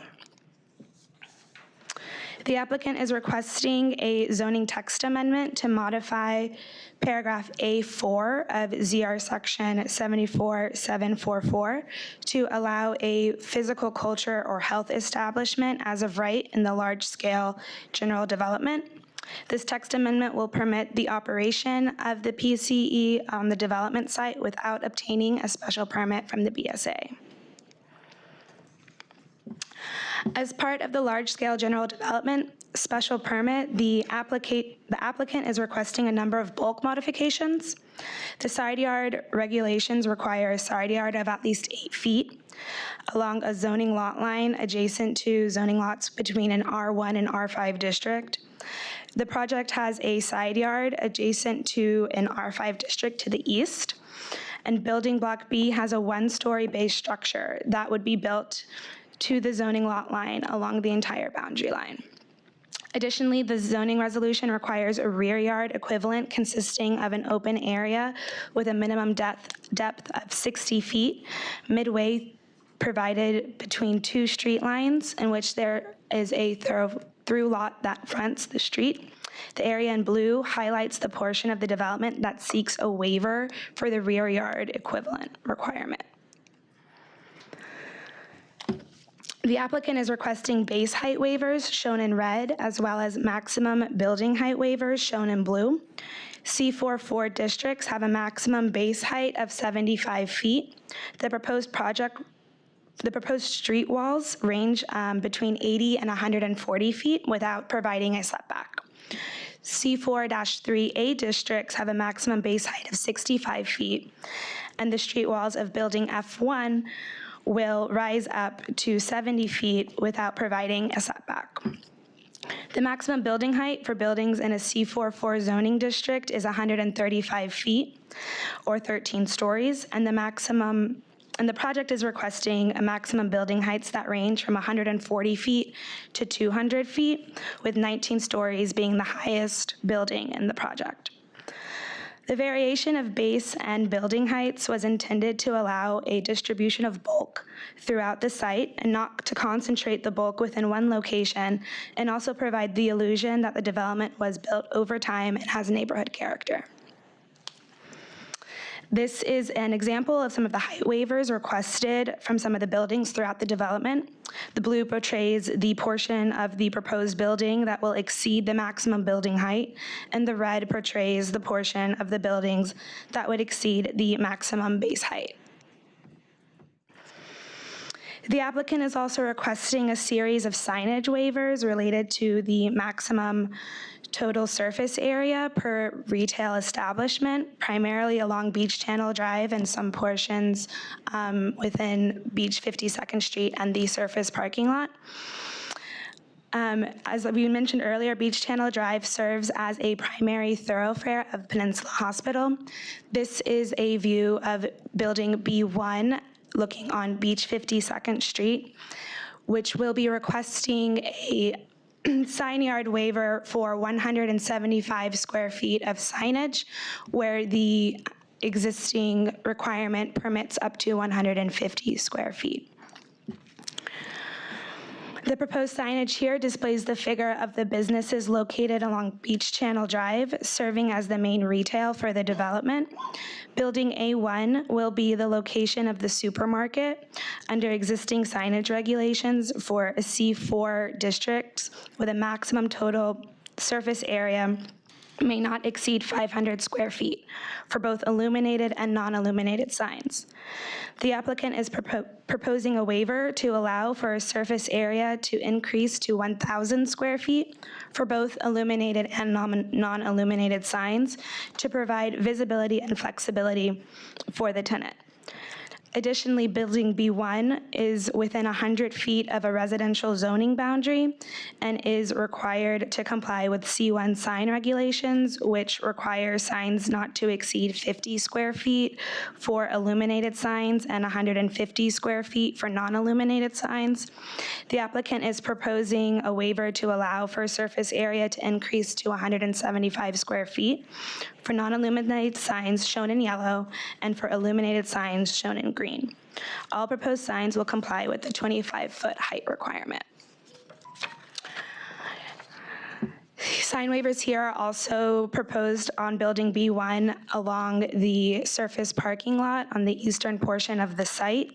This portion of the development is also within the 100 feet of a residential district boundary and is held to C1 regulations.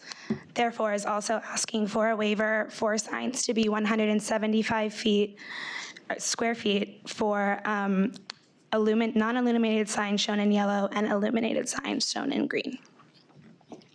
Lastly, the applicant is requesting a city map change to reestablish a portion of Beach 52nd Street between Rockaway Beach Boulevard and Shorefront Parkway, which was demapped in 2003 as part of the Auburn Urban Renewal Plan. The area is city-owned and comprises of approximately 5,345 square feet. An environmental impact statement was completed for the project and found the following to have potential for significant adverse impacts. So this is a private application to provide 100% affordable housing with 2,200 units, 72,000 square feet of commercial space, 77,000 square feet of community facility space, and 38,000 square feet of open space, seeking a zoning map amendment, zoning text amendment, large-scale general development special permit, and a city map amendment. Thank you, and I will take any questions. Questions? Commissioner Delahoo's. Hi, thanks for the presentation. Can you talk a little bit about, considering the size of the project, what community engagement that has already been before the formal certification? Sure. So post-scoping, there was some reach out to the community then, as well as the Councilman Richards did a couple of community-led visioning sessions where the community came out. And I believe there were 2 of those that were done. And then most recently, the applicant has gone to the Land Use Committee to talk to them prior to certification. And is there anything that can be reported at this time where those visioning sessions kind of resulted in something that was quite different than what is presented before us as kind of a precursor to what we might be seeing later? I can probably let the applicant kind of follow up with you. Oh, hi, John. John is not the applicant. Let's just be clear. Not the applicant. No, I think that the community engagement set some very similar objectives for the site. They really do want to see this closed, vacant site repurposed, and they really do want to see community facility, including medical uses, restored to the area. And in particular, they're actually looking forward to retail. You may not be that familiar with the area, but retail has been a challenge on this stretch of Beach Channel Drive. And yet we do have a large number of nearby developments. And we really do think that they've actually received this idea of creating a significant amount of retail, a significant community facility with medical offices, and they see that the housing and the density are just part of that need to make this a viable proposal. Commissioner Levin. I had sort of a related question as I was reviewing this yesterday and went and looked at the Community Board Statement of District Needs, which elaborates a number of concerns that are kind of go in the opposite direction from this, which is concern about the neighborhood becoming overbuilt and crowded. They want to prioritize low-density housing. They want to reduce the unit count at Auvergne, which I guess isn't going to happen, but it is an indication of what they might think about this. They want to prioritize market rate housing because they observe that there has been a lot of low-income housing developed, and normally we're pushing strongly in favor of low-income housing, but it does seem as if this is going to lead to a concentration. And they also in their statement of needs, prioritize job training and job creation. So I wonder if this project is acknowledging any of those needs and trying to address them. And as a follow-up to that, I guess I would wonder, I think the Auvergne site is zoned with an R6 equivalent, or zoned R6. So why is, this just seems like a large development. Why is the C44 appropriate here when, kitty corner not too far away is an R6? I am going to step up again, because there actually are two C43A areas that adjoin the A train that we worked on with the last update to Auvergne to the Auvergne urban renewal area. But there's also a C44 district within the Auvergne urban renewal area. It's at Beach 44th. Okay. That's the anchor there. Okay, well, so then I'd ask the generic question. This seems really dense. Are we satisfied that it needs to be this dense to be a successful development, or that it's not inappropriately dense? I would say that we do not believe it's inappropriately dense, and we will let the public review process play out to determine what the ultimate decision is about this project. So we better find some school seats if it's going to be that dense. Commissioner Levin, if I also might note, this isn't in the area of the downtown Far Rockaway, but during those public hearings, we saw in some instances a divide that reflected changing demographics in the neighborhood that may not have carried through on the community board. Vice Chair Knuckles. Yeah, I just wanted to double down on an aspect of Commissioner Levin's question around the economic concentration issue. I mean, it seems like this is the equivalent of about 70% AMI, if my, the limit would be about up to 70% AMI. They wouldn't exceed 80% AMI. 80%. For the affordable units, and then the moderate income not to exceed 130% AMI. And the moderate units are 273. 273. Out of 2,200. That's correct. Okay. Was there any consideration to have perhaps a wider range than that, or is this in response to community aspirations and priorities? Well, they will be doing financing with HPD programs, so it'll be kind of based off of what those term sheets would provide. Well, yeah, that was a decision that was made. I'm just, wondering, was there any consideration given to a wider swath of income level? We can look into that and get back to you. I mean, I'm trying to pull up the NYU Furman Center report, but I would assume that 130% of AMI might be market or above market here. So right. So even though it's within the it qualifies for affordable housing within the city's programs, it's market here. Right. And I should also note that here the average income is roughly around $31,000. Right. Oh, and I'm sure it's responsive to a large segment of the community. There's no question about that. It's a lot of units. Commissioner Ortiz. Hi. I also have a question about the C44 designation. I know that's, technically a regional commercial hub as we define it in the zoning text. Right now, there's 72,000 square feet of commercial proposed, which is really the equivalent of a small neighborhood shopping center. So why is the C44 designation, which is regional, appropriate over a lower density commercial designation?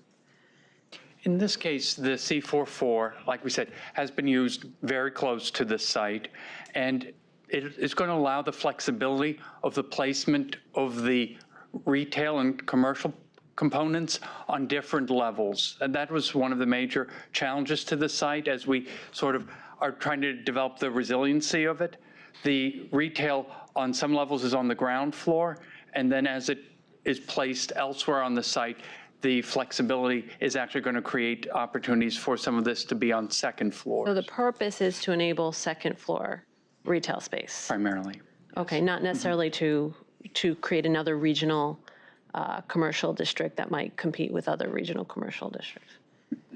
Again, I think the whole idea here is we want retail to be successful here and to stabilize the ability for residents to find goods and services in their neighborhood.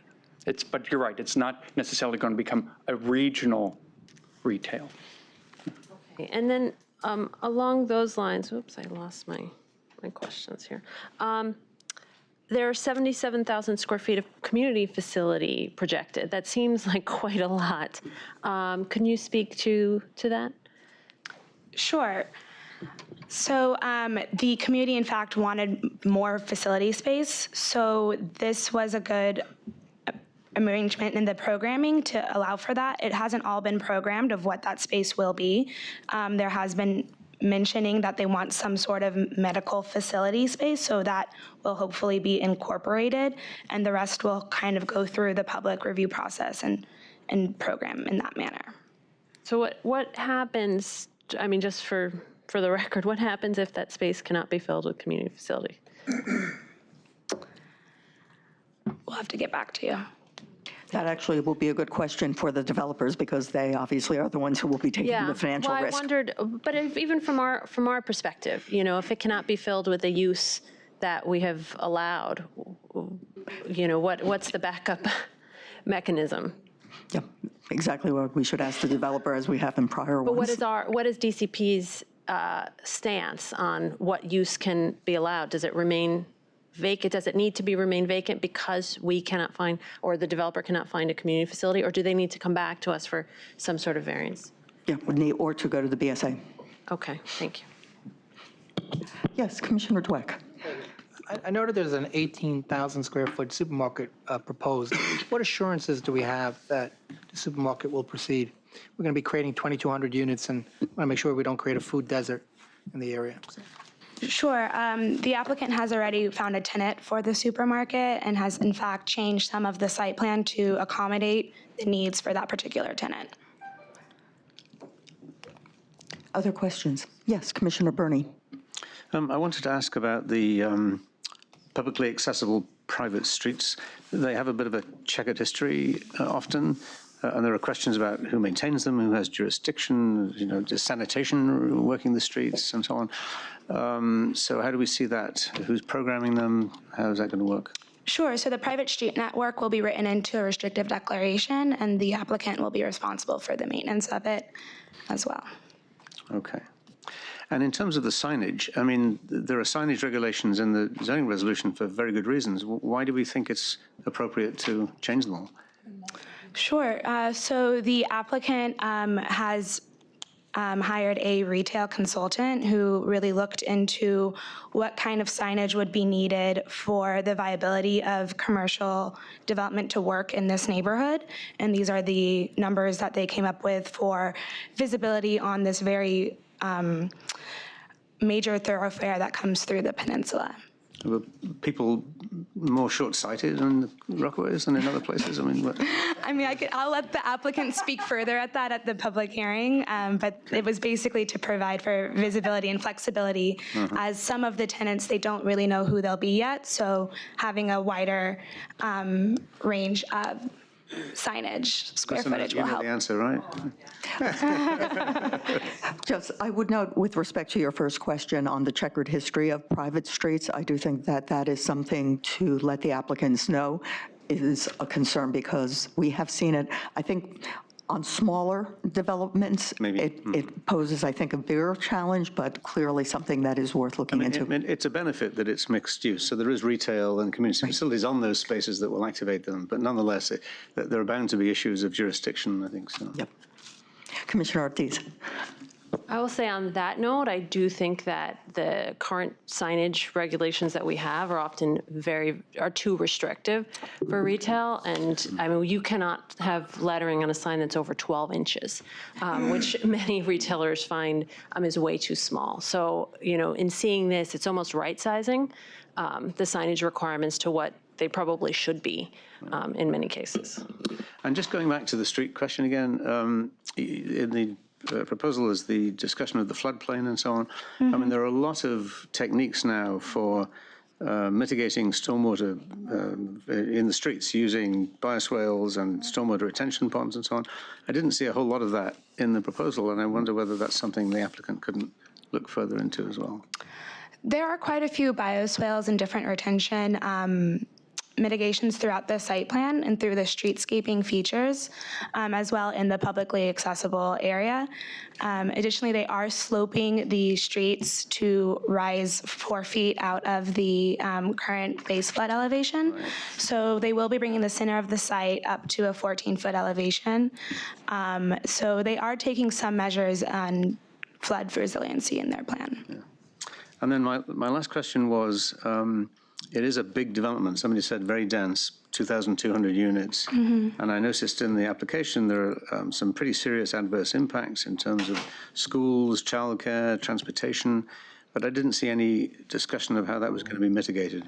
Sure. So the draft EIS has been uploaded, and we are currently there are a list of mitigations that will be getting worked through, and as we have them come up, we will let you know, but it'll be before the public hearing that between draft and final, that mitigation will be completed. But there are a list of mitigations in the draft EIS. Okay, thank you. Mm-hmm. Commissioner Ramprashad. Hi, thanks for the presentation. I have a quick question about the physical culture establishment and the request that it should be permitted, I guess, as a right. Mm-hmm. Is this a common practice that you see with CPC, this kind of request that it is, have to yes. go to BSA? Yes, it's a use that has to go through a special permit through the BSA. So in a lot of large scale, sometimes they'll just incorporate it into the large scale so they can skip the BSA portion and become as a right use. The department has taken the view that this is a quite out-of-date requirement. The BSA agrees with it, and so when we have the opportunity in a large scale, we just routinely will do that. Good. Other questions? Hala, I wondered if you could go back to slide 11. Sure.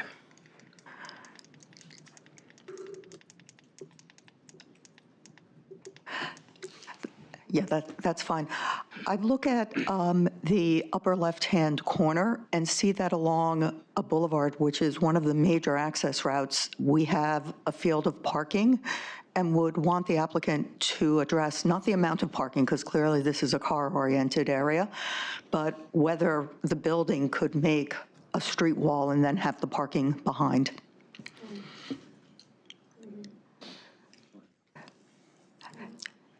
Any other comments? Okay, the application is certified. Thank you. The fourth item on the agenda, page 76, is a certification for site selection and acquisition in Queens Community District 1. In his debut presentation is Raphael Burgess.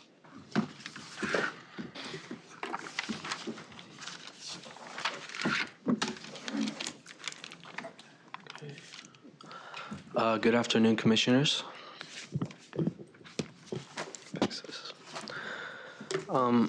So the New York City Fire Department and the Department of Citywide Administrative Services is seeking a site selection and acquisition of approximately 22,000 square feet of a privately owned lot located at 1940 42nd Street, Astoria, Queens Community District 1. The fire department seeks to relocate their existing EMS Station 49. So the existing EMS station is located near Astoria Park, underneath the entrance to the Triborough Bridge. The proposed site is to the north, located within the Astoria Industrial Business Zone. The existing EMS station is on Hoyt Avenue between 26th Street and Crescent Street in a predominantly residential neighborhood. The site is currently under the jurisdiction of the Department of Parks and Recreation.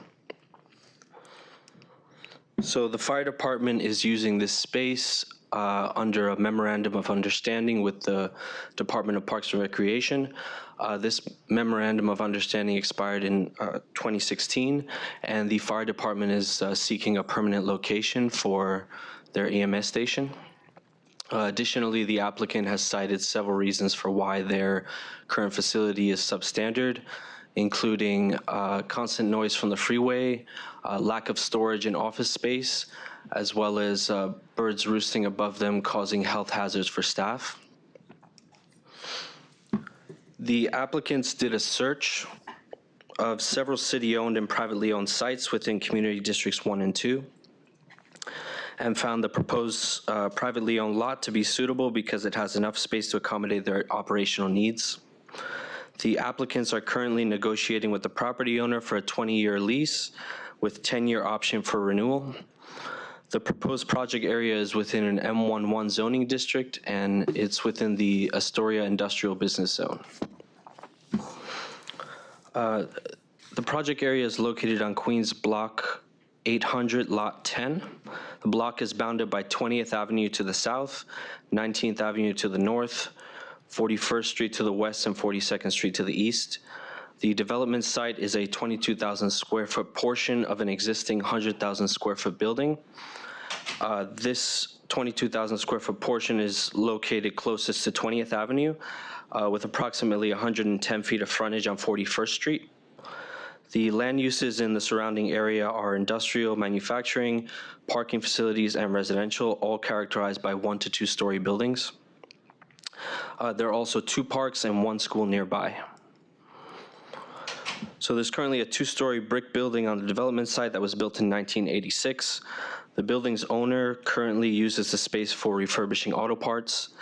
As you can see on the top right photograph, there is 2 existing vehicle entry bays and 2 curb cuts on 41st Street.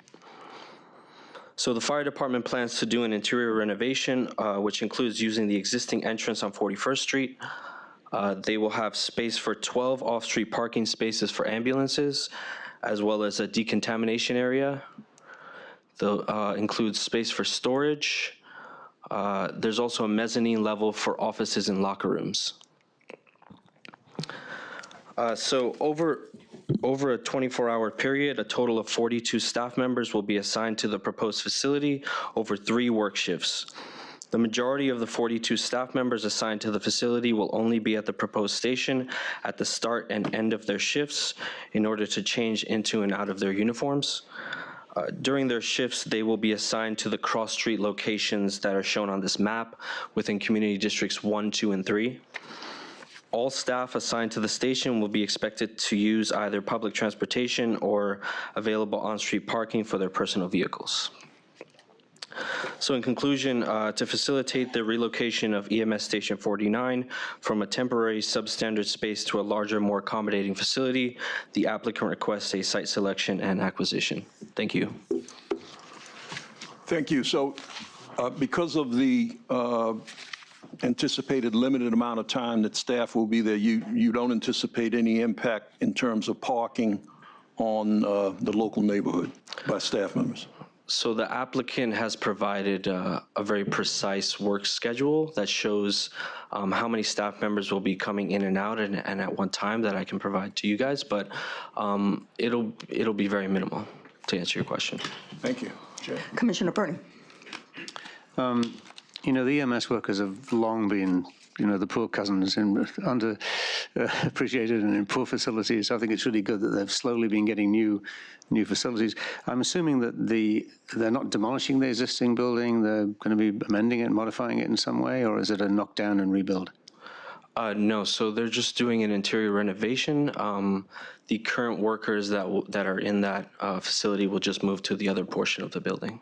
Okay, so are they going to be changing the facade, or I'm assuming they're going to be moving in and out? And I know that on previous buildings, the reason I'm asking is I'm wondering if there are modifications to the outside of the building, I assume that will go to the Public Design Commission at some point, if that's part of the process? They haven't mentioned any changes to the facade. This is just a It's just an lease interior, yeah. of this, so that, my understanding is that when, if they're Making any change? yeah, they're not really doing much. They might put a sign up that would then, you know. Okay. We'll ask them when they come here, we can ask their representative. Yeah, I know they did one in my neighborhood where they took over an existing building, and there were some pretty significant changes to the facades to let the ambulances in and out, and also to provide signage, so I don't know if that's part of it. Okay. Other questions? Okay, application certified. The fifth item on our agenda, page 105, is a certification of a zoning map amendment in Queens Community District 7. Our presenter is Nolan Gray. I believe Commissioner Ram Prasad is recused on this.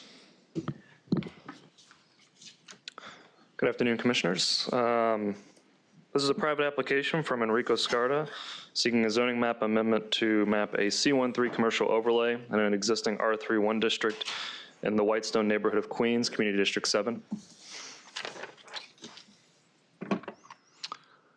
The project area is located south of the Cross Island Parkway and has been zoned R3-1 since 1961.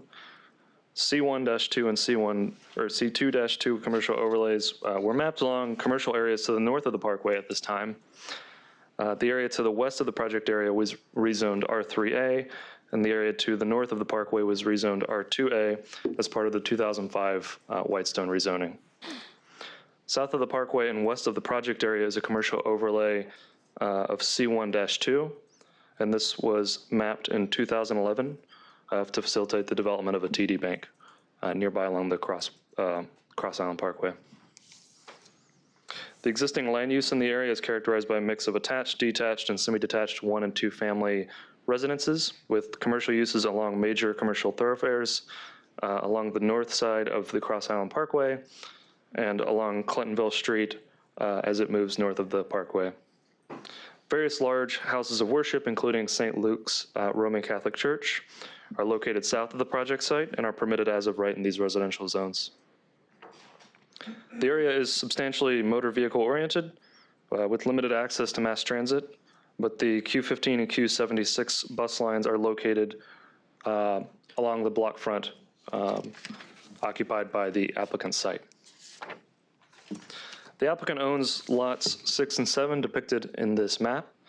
Lot 6 has a 1-story, approximately 1,000 square foot gift shop, La Confiteria, and Lot 7 has a single-family residence with a detached garage, and the applicant, again, owns both of these lots. This is the same non-conforming, they're both legally, the gift shop is legally non-conforming. It has a certificate of occupancy that's been in practice since the late 1960s. And there's a similar condition right next door with the garden nursery on the adjacent block, block 4722, which has also been in business since the late 60s. On the left is a view of the project site facing east from Clintonville Street. You can see the existing gift shop and the single-family home right next door. On the right is a view of the project site facing south from the parkway, and you can see the bus stop to the left hand of that image. This is a view of the neighboring garden nursery facing south from the parkway. And the applicant proposes the C13 commercial overlay in order to expand the existing gift shop facility. The expansion will be from approximately 1,000 square feet to 4,000 square feet. The proposed development falls below the minimum parking requirement threshold for the requirements to kick in, but the applicant proposes to provide 5 new parking spaces to accommodate the neighborhood's auto orientation. Thank you. Any questions? Okay, application certified. The sixth item on the agenda, page 119, is a certification of a zoning map amendment in Queens Community District 14. Hala Sela is back to present.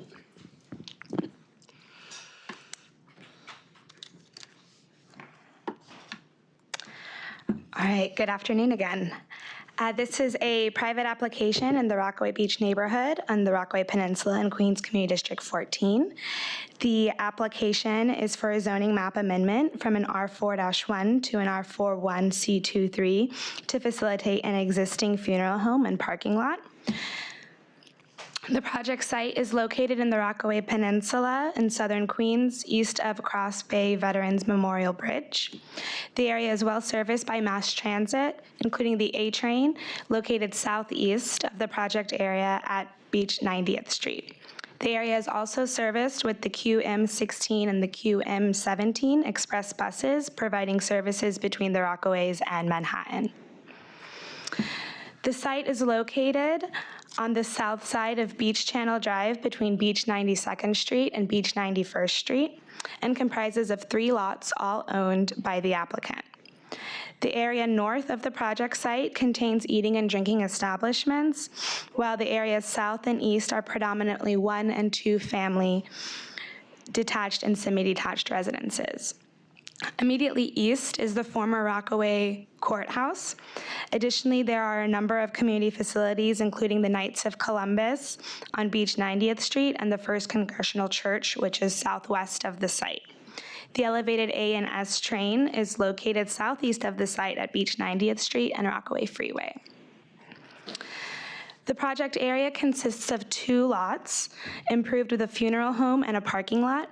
The rezoning area also contains Lot 23, which is improved with a residential home controlled by the applicant. The project area was originally zoned R4 in 1961 and was rezoned to R4-1 in the 2008 Rockaway neighborhood rezoning.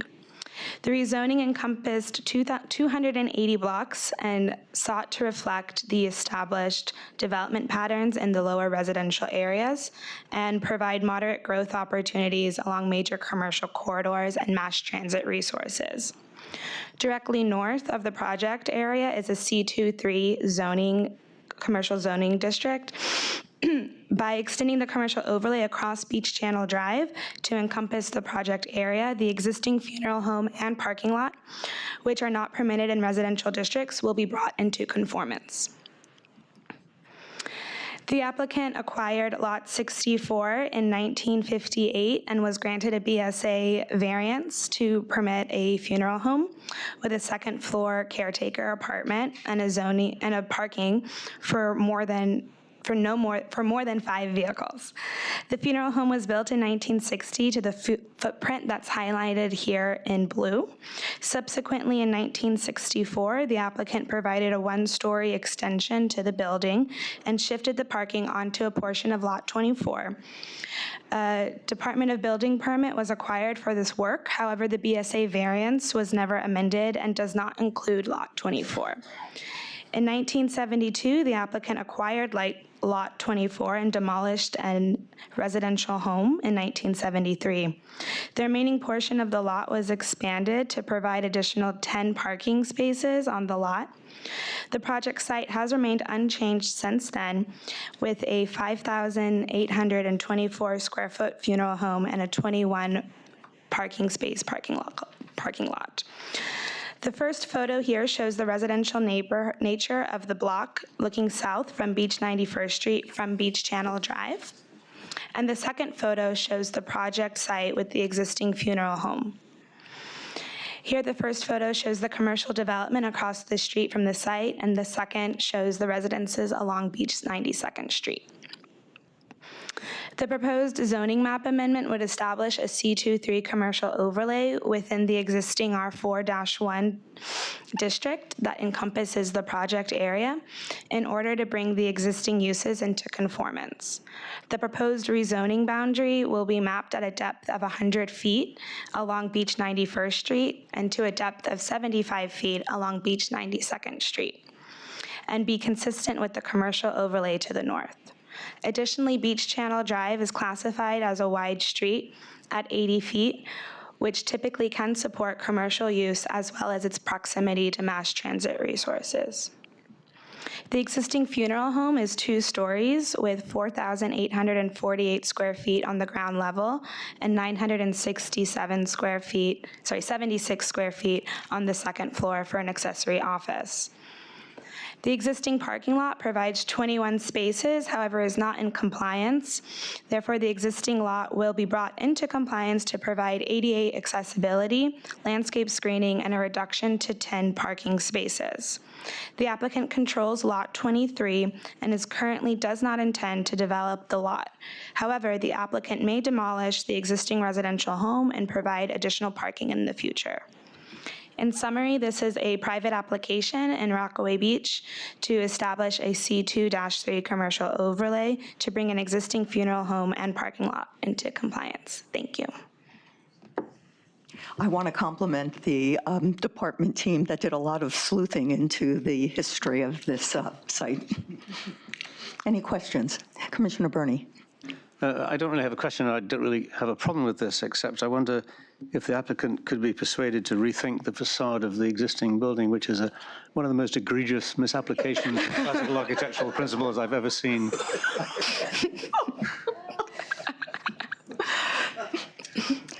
Vice Chair Knuckles. Well, I'll let that comment stand. I have nothing to add to that. But not about the application, but you do note in your write-up that the courthouse, which is on the National Registry, is vacant but under renovation. Do you know what it's being renovated for? Yes, into a medical facility. A medical facility? Okay, good, thank you. You're welcome. Any other comments, design or otherwise? Okay, application certified. Yeah. The seventh item on our agenda, page 192, is a certification of a UDAAP designation and disposition of city-owned property in Manhattan Community District 10. Joseph Hennekins is our presenter.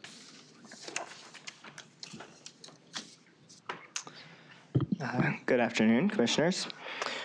This is an application by the Department of Housing Preservation and Development, HPD, for the acquisition and disposition of 3 tax lots in Central Harlem, Manhattan Community Board 10. Approval of the actions would help facilitate the construction of 2 new buildings with 52 affordable homeownership units between them. The 2 sites are located at 207 through 09 West 140th Street and 304 West 150th Street. And HPD is requesting 2 actions. First, acquisition of real property by the city, and second, UDAAP designation, project approval, and disposition of city-owned property. The reason for those double actions is that the properties in question were originally owned by the city, but in 1993 and 1995, they were conveyed to Northern Manhattan Equities, along with a portfolio of other properties as part of an accelerated UDAAP action. Accelerated UDAAPs restrict new development to 1 to 4 units only. These properties were never developed following the disposition, and they've remained vacant since then. HPD is now seeking to reacquire the properties and dispose of them back to NME through a traditional UDAAP. And doing so would allow NME to maximize the number of affordable units produced at the site and to develop buildings that are more in keeping with the built character of the surrounding neighborhood. So the development site is comprised of 2 tax lots on 140th Street between Adam Clayton Powell Boulevard and Frederick Douglass Boulevard, and 1 lot on 150th Street between Frederick Douglass Boulevard and Bradhurst Avenue. The 2 sites are about 10 blocks away from each other, as you can see here, in the north central section of Harlem.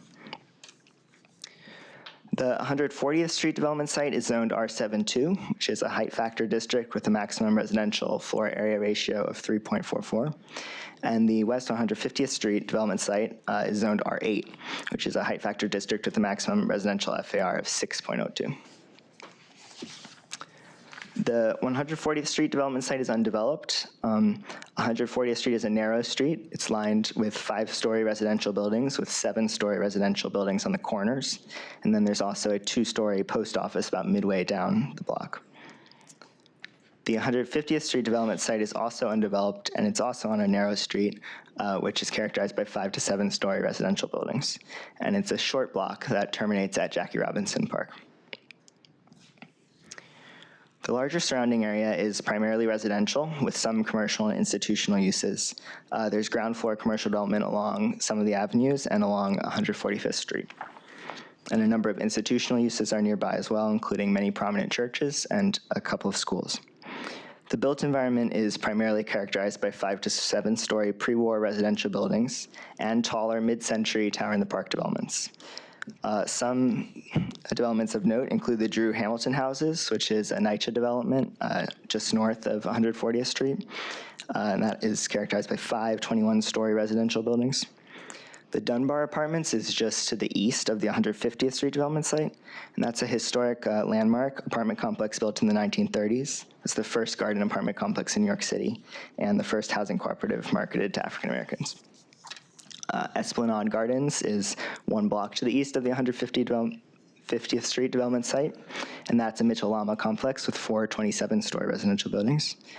The area is very well served by parks. Jackie Robinson Park, as I mentioned, is a few feet from the 150th Street site, and St. Nicholas Park is 2 blocks to the west of the 140th Street site.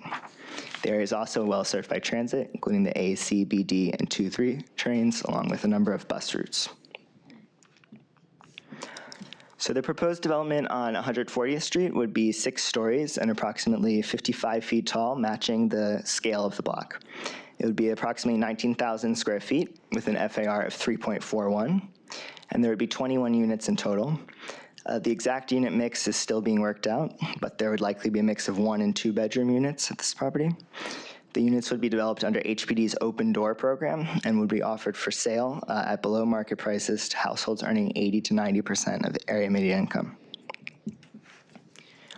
Here you can see the ground floor plan of the proposed building at 140th Street.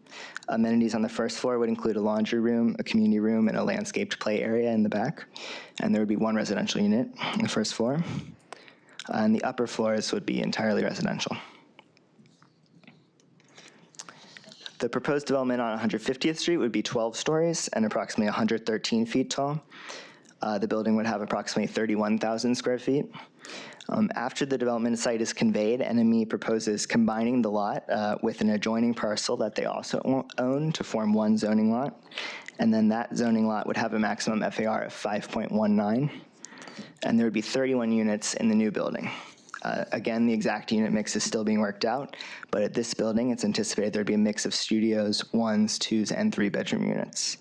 The units would also be offered for sale through the open door program to households earning 80 to 90% of AMI. Here you can see the ground floor plan for the 150th Street building. Amenities would include a laundry room, a recreation room, and a landscaped courtyard with play equipment. And there would also be 1 residential unit on the ground floor. The upper floors would be entirely residential. And you can find upper floor plans for both developments in your briefing package.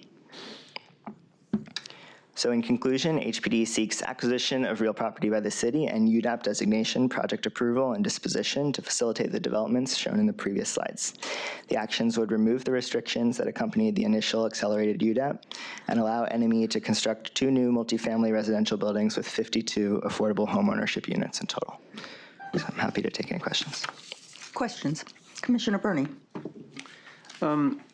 The 140th Street building, I think, very much follows what you suggested was, in keeping with the built environment of the neighborhood. They've attempted to follow the cornice line, the fenestrations somewhat reminiscent of the existing facade. Mm-hmm. But when you get to 150th Street, I was surprised to find it was the same architect because they've completely abandoned those ideas. They no longer follow the cornice line. The facade treatment is totally different to the context. So I wonder what happened and whether they might not be persuaded to rethink the treatment. You could go to the cornice line and set back at least. I understand it's going to be taller than the adjacent buildings, but you could at least respect the existing cornice line and set back the upper floors a little bit. But I just think they could really rethink that one and try to follow some of the principles they applied on 140th Street. Sure, I can pass that along. Other comments? I had the same reaction. I would also ask them when they come back, I'm struck by how low the floor-to-ceiling heights are. It's a 12-story building at 112 feet, I think was the second one, and there was a similarly relatively small floor-to-ceiling height on the other project as well, and if they could address that. Mm-hmm. Any other comments? The application is certified. Thank you. The 8th item on the agenda, page 145, is a certification of zoning map and zoning text amendments and special permits in Manhattan Community District 10. Joseph Hennekins will again present.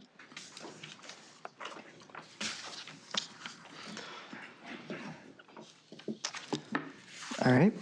So this project is an application by La Hermosa Christian Church for 4 separate actions, approval of which would facilitate the construction of a new 33-story mixed-use complex in Manhattan Community Board 10.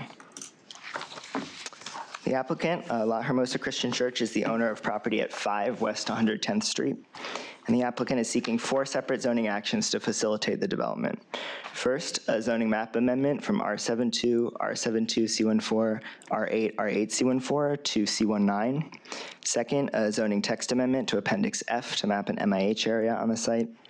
Third, a zoning special permit to waive certain bulk requirements. And fourth, a zoning special permit to waive parking requirements. The applicant is one of the oldest Spanish-speaking churches on the East Coast, and it moved to the site in 1960 from a different location in East Harlem. The site used to contain 2 theaters, you can see here. One of them was converted into the church, while the other was demolished and turned into a vacant lot that's sometimes used for parking. The project area is coterminous with the area proposed to be rezoned. It includes 3 full tax lots and parts of 2 other tax lots.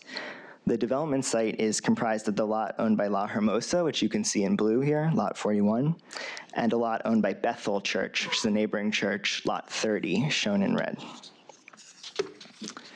Bethel's building would remain, but it would join with La Hermosa's lot to form one zoning lot prior to development. The other 3 lots in the project area contain residential buildings and would not be part of the development site. Here you can see lot 41, which is the existing La Hermosa Church building and the adjacent vacant area that's used as a parking area.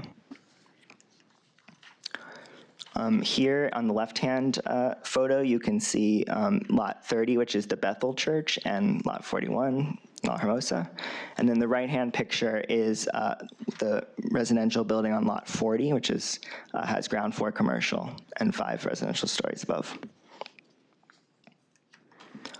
So currently the project area is split between 2 zoning districts. Within 100 feet of Central Park North, it's zoned R8, and then portions beyond 100 feet are zoned R72. And then portions within 100 feet of Fifth Avenue have a C14 commercial overlay. The surrounding area is largely zoned R72 or R8, although it's a pretty diverse zoning context. There are a number of high-density commercial and residential districts, particularly to the east, including C19, C46, R9, R98, and R8A. And a C19 district is located across Fifth Avenue from the project area, which the applicant proposes extending 200 feet to incorporate the project area. The surrounding area is characterized by a mix of residential, commercial, and institutional uses. It's directly across the street from Central Park and the Harlem Mirror. Across Fifth Avenue from the project area are 2 34-story residential towers, which are known as Schaumburg Plaza. Then just south of those towers is the 19-story Africa Center. That's a combined residential and community facility complex. It's anticipated to house a museum in the future. To the west are 2 rows of mid-rise pre-war buildings ranging from 4 to 8 stories, and then an 11-story minimum security correctional facility. 2 blocks north of the project area are 2 NYCHA developments, the MLK Towers, which is comprised of 10 13-story buildings, and the Taft Houses, which is comprised of 5 19-story buildings. Across West 111th Street to the north of the development site is an educational complex, which has a number of co-located schools. The area is well served by transit. The 2-3 train is 1 block to the west at Adam Clayton Powell Boulevard and 110th, and the 6 train is accessible to the east at Lexington Avenue and 110th. There's also uptown and downtown buses along 5th Avenue and Madison, and there's also a bus on 110th. So the applicant proposes demolishing the 3-story existing church building on lot 41 and constructing a new mixed-use complex. The 3-story church building on lot 30 would remain. The 33-story proposed new building would be approximately 400 feet tall, 431 feet when including bulkhead. The building would be approximately 230,000 square feet, with approximately 38,000 square feet of community facility floor area and approximately 195,000 square feet of residential floor area. The proposed development would have a floor area ratio of 12, which is the maximum residential FAR allowed in C19 districts. Two considerations sort of drove the design of the building. First was the unusual shape and curvature of the lot. And second was the fact that the church wants to maintain a separate civic presence on the circle and does not want their congregational facility subsumed within a residential building. So the design responds to these constraints with the church entrance on Central Park North and the residential entry off of Fifth Avenue. The residential lobby is shown in the yellow and the church is shown in the blue. The church would include a sanctuary, a social hall, a glass and steel steeple, and a roof deck. And the residential tower would contain approximately 160 residential units and residential amenity space. Approximately 50 to 60 of the units would be affordable pursuant to MIH. Oops. So the residential volume would be set back 40 feet from 110th Street towards the center of the block. And the residential tower would step back in 3 tiers, going from 33 stories, 4 tiers, 33 stories closest to Fifth Avenue down to 23 stories towards the interior of the block. You can see that shape here in the elevations here, which are views from 110th Street and 111th Street.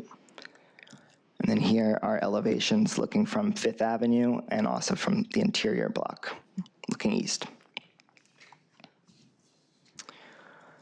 So to facilitate the development, the applicant is seeking a special permit to waive elements of the tower's bulk that exceed a tower on the base envelope. So specifically, these include waivers to street wall requirements, tower lot coverage requirements, tower packing, and minimum base height regulations. So to go through with a bit more detail, the first waiver would be to street wall requirements. Tower on base regulations require flush street wall on wide streets, whereas the proposed tower is set back 12 feet from Fifth Avenue. The second waiver is to tower lot coverage requirements. That is, what percent of the lot the tower portion can cover. Regulations require that the tower cover 40% or less of the lot area, and the proposed tower would cover 47%. The third waiver is to tower packing requirements, or what percent of a building's bulk must be in the base. So regulations require that 55% or more of the bulk is located below 150 feet, whereas in the proposed tower, only 43% of the bulk would be below 150 feet. Finally, the last waiver is to base height requirements. Minimum base heights must be 60 feet in this proposed zoning district, whereas the proposed church building would rise to just 40 feet before stepping back, its first step back. Conditions of this special permit include that the resulting site plan provide a better placement of the buildings on the zoning lot and improved access of light and air to the dwelling units, and that the site is adjacent to or opposite a park of at least 3 acres and will not unduly obstruct access of light and air to the street or adjacent lots. The applicant believes that the requested waivers allow the bulk of the building to be concentrated at the northern portion of the site to clearly distinguish between the house of worship at the base and to allow greater access to light and air than a tower on the base bulk would support.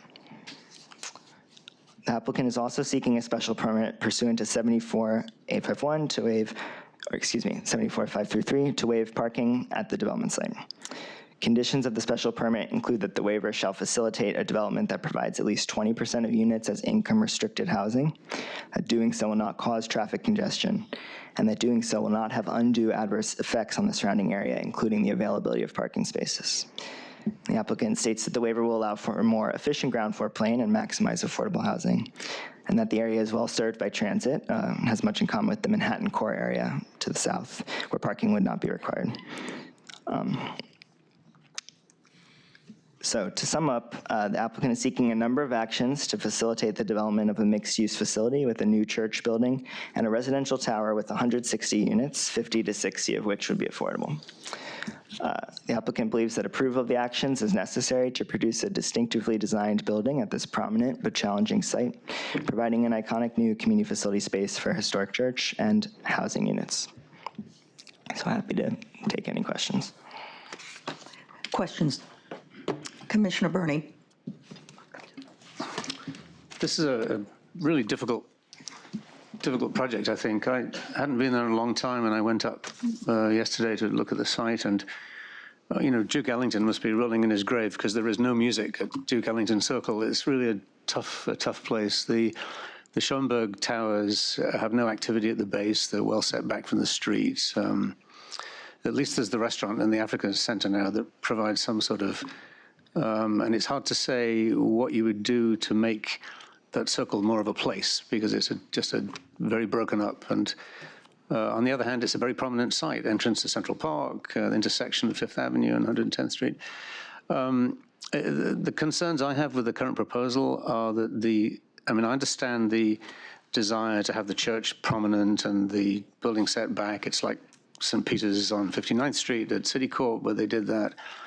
But I wonder that isn't too high a price to pay because La Hermosa really doesn't have a whole lot going on a daily basis. They have their occasional services, there'll be a community facility, but that facade is very blank. So it just adds to the sort of deadness of the circle. You go a block north and all of a sudden it's very active. There's lots of retail and restaurants on Fifth Avenue. You get to the circle and it really dies. And I think we're missing an opportunity to activate the space. The other issue I have is that the way the building's massed, there's a 431-foot sheer wall coming right down on Fifth Avenue, and all the setbacks are on the other side. So I wonder whether there might not be some rethinking of actually, if you were to start to set back at least at the height of the Schomburg Towers, there would be a little bit more consistency with what's going on there, and even perhaps reconsider the extent to which the tower covers the base, because I understand the idea of giving the church prominence, but you may still be able to accomplish that even by covering more of the back of the church with the tower. That would reduce the sort of bulk of the bulk of the tower a little bit. But I acknowledge it's a difficult project, and the architects have got a tough job. But I think it would be interesting to see some other alternative massings of the way they might handle the site. Commissioner Edie. Yeah, I was just going to ask, somewhat along the same line, but along the base, there's not intended to be any other activity other than the residential entrance and the church itself? That's correct, yeah. Okay. And the other question I had relates to the height. If I understood correctly, Schomburg, you mentioned, is 33 stories as well? It is, but the floor to ceilings are much lower than what would be proposed, so this is taller. The height that they are proposing, which is 399 feet, would match what is going to be built at Sendero Verde, which is not built yet, but is about a block to the east. Okay. Oh, yes, okay. Thank you. Commissioner Levin. Yeah, I have a lot of questions about this that I don't expect you're going to be able to answer, but that I hope we'll hear about as this rolls forward. And they really start with the observations that Commissioner Burney made. You know, there is a long tradition in New York City of churches in residential buildings.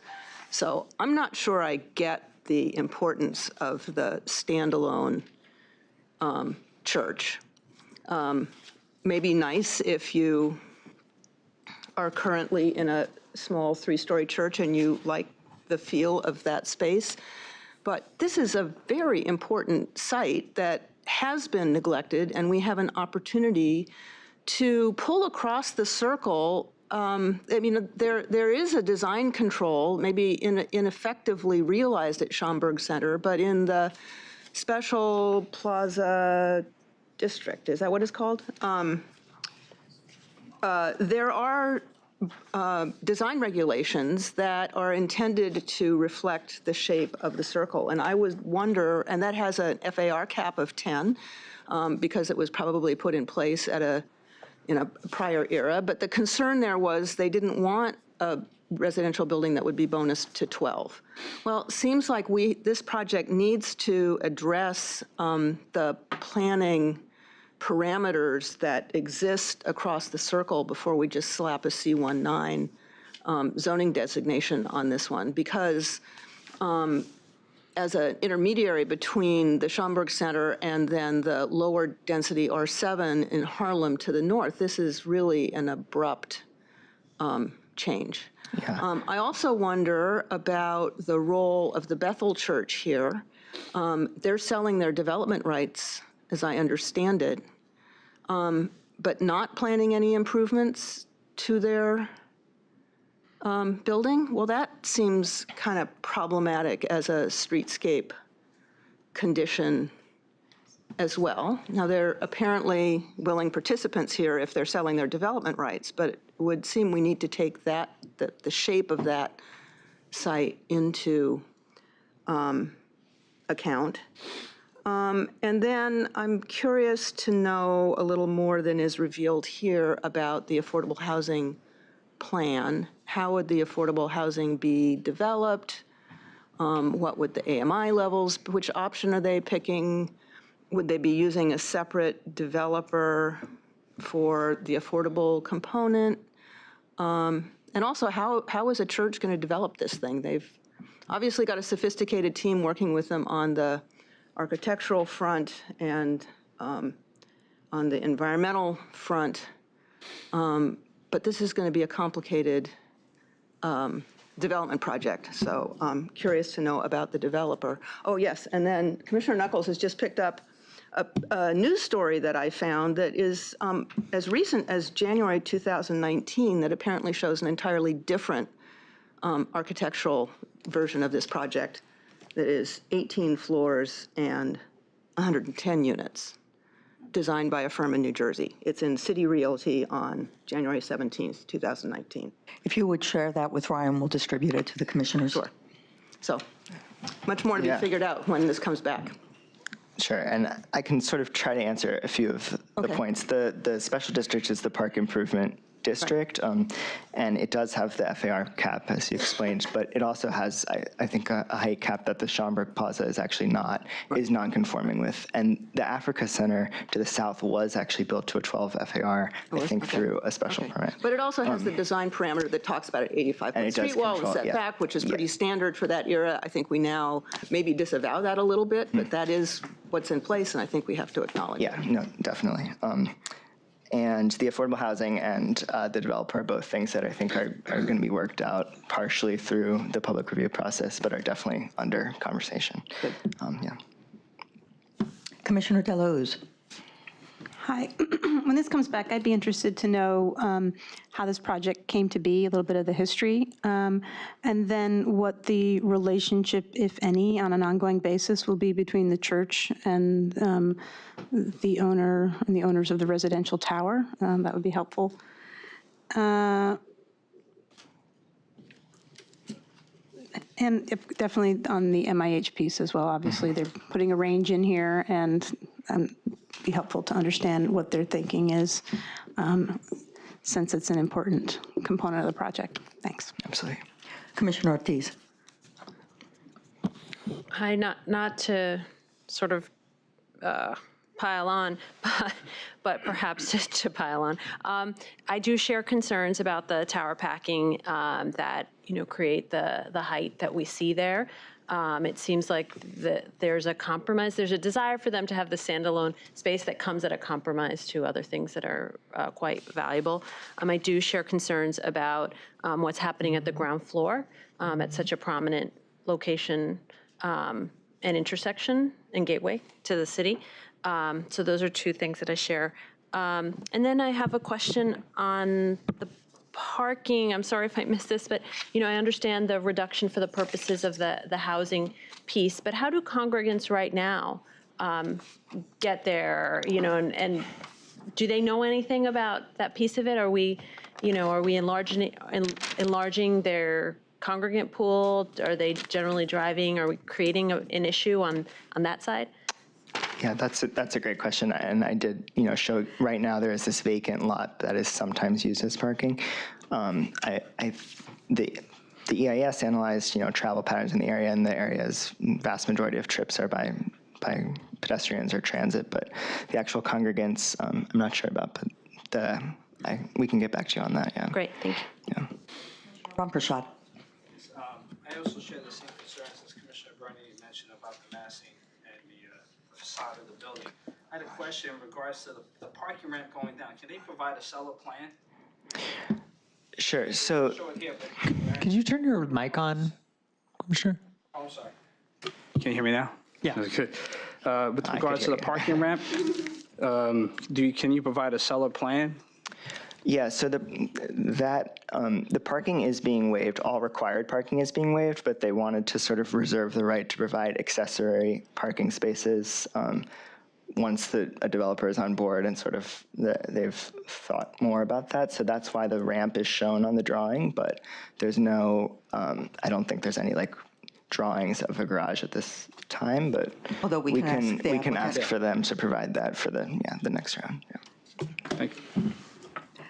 I also would like to pick up on some of the comments that have been made. What strikes me is that because the church is being kept as a standalone and low density, and the next door church is selling its development rights, I'd be very interested in what the FAR is on the footprint of the site, because I think it is massively dense, and that's part of what is contributing. And picking up on the concerns about parking, as someone who generally likes seeing the parking waivers, I do think because of the church use, it would be very helpful to get a sense of the size of the congregation and where they live, because the church's congregation may be very different from the patterns of people who live and work in the surrounding neighborhood. Other comments? Application is certified. Thank you.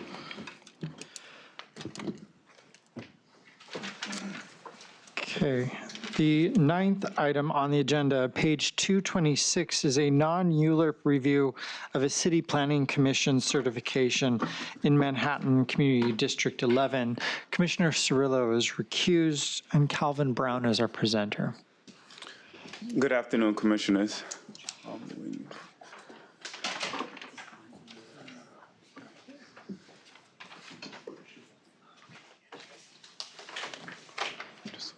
Just waiting for the slide to come up. It should be. We're working on it.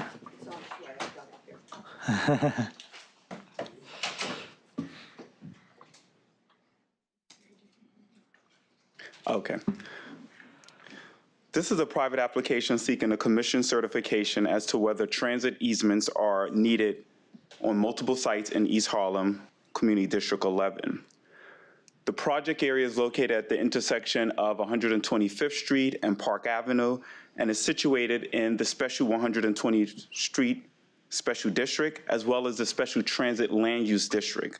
The project area is a major transit and commercial node for the community and is immediately south of the Metro North Railroad Station and immediately west of the Lexington Avenue subway station.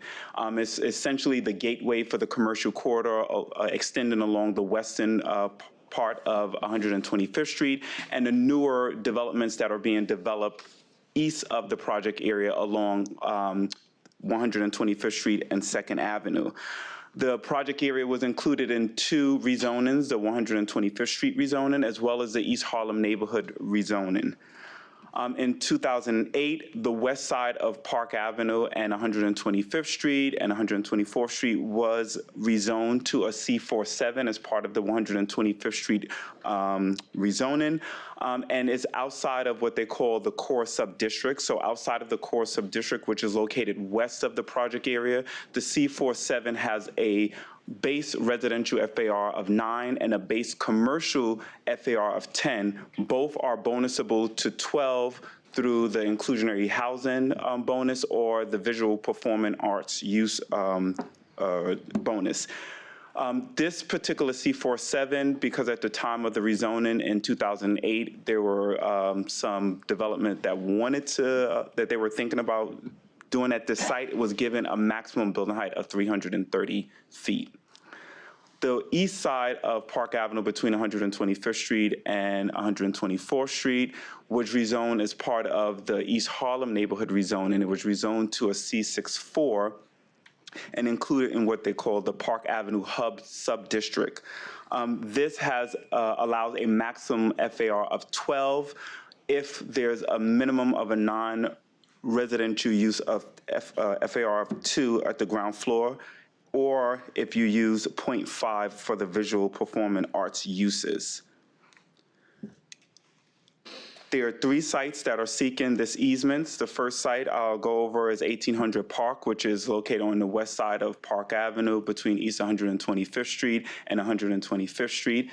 The development site will be bordered by East 125th Street, Park Avenue, and portions of 124th Street. The applicant is proposing a 32-story building with approximately 525 residential units and approximately 38,000 square feet of commercial floor area. Just to look at the site, looking towards 124th Street, the site is currently excavated. It's been empty, vacant for a while. And these are a few images looking along Park Avenue. Looking from the Metro North station, looking south. The second site is 1801 Park Avenue, which consists of 2 lots. Is an L-shaped lot with portions fronting on East 125th Street and portions along Park Avenue as well as East 124th Street. The applicant is thinking of an interim structure that will be located on the lot that is facing East 125th Street, and it will be commercial floor area that is placed there until a fuller development is realized. To show some images, this is looking along 125th Street, the first picture up there. These are looking towards along Park Avenue as well, and images along East 124th Street. Portions of the lot along 124th Street is used for parking. The third site is at the corner of East 125th Street and Park Avenue. There are currently 3 buildings there that are being demolished. And then once those buildings are demolished, the applicant is seeking to do the same thing, is to put an interim commercial structure there with approximately 6,000 square feet of commercial floor area until a full development scheme is realized. This is a portion, this shows images of the corner at 125th Street where the buildings are currently being demolished, and then looking west along 125th Street. As part of the 2017 rezoning, the East Harlem neighborhood rezoning, the special transit land use district was extended along 125th Street, and it does capture these sites at the project area at 125th Street and Park Avenue. And as a part of this certification, is a joint certification between the Department of the City Planning Commission and the Metropolitan Transportation Authority, MTA, as to whether easements are needed. It was referred out to the MTA in March. They sent a letter back in April saying that they would require easements on all of these properties. And that's it. Any questions from the commission? Then I'll, oh yes, Commissioner Levin. This is the first time I think we've seen one where the MTA has said, yes, we need an easement. So what are we being asked to do here? We are actually being asked, sent by show of hands, to send a letter to DOB that MTA easements may be required. In fact, is required. Yep. Okay. And Calvin pointed out that in his long history, he has yet to see a determination of this type. Just as a follow-up, so once the letter is sent, the applicant will then work with MTA, and they will develop site plans that show where those easement volumes are located, and then they will have to come back to the commission, so the commission will get a chance to see where those volumes will be located. Thank you. So before I call for an assent by show of hands, I have to note that this is a very bittersweet moment, because this is Dr. Calvin Brown's last presentation to the City Planning Commission. He is a newly minted, as of a week or so, Assistant Commissioner for Neighborhood Development at the Department of Small Business Services. Congratulations. And then, so he can go out on a high, can we get an assent by show of hands to send such a letter? Thank you. Thank you. Thanks. Okay, the 10th item on our agenda, page 266, is a certification of a special permit in Brooklyn Community District 3. Our presenter is Karina Leung.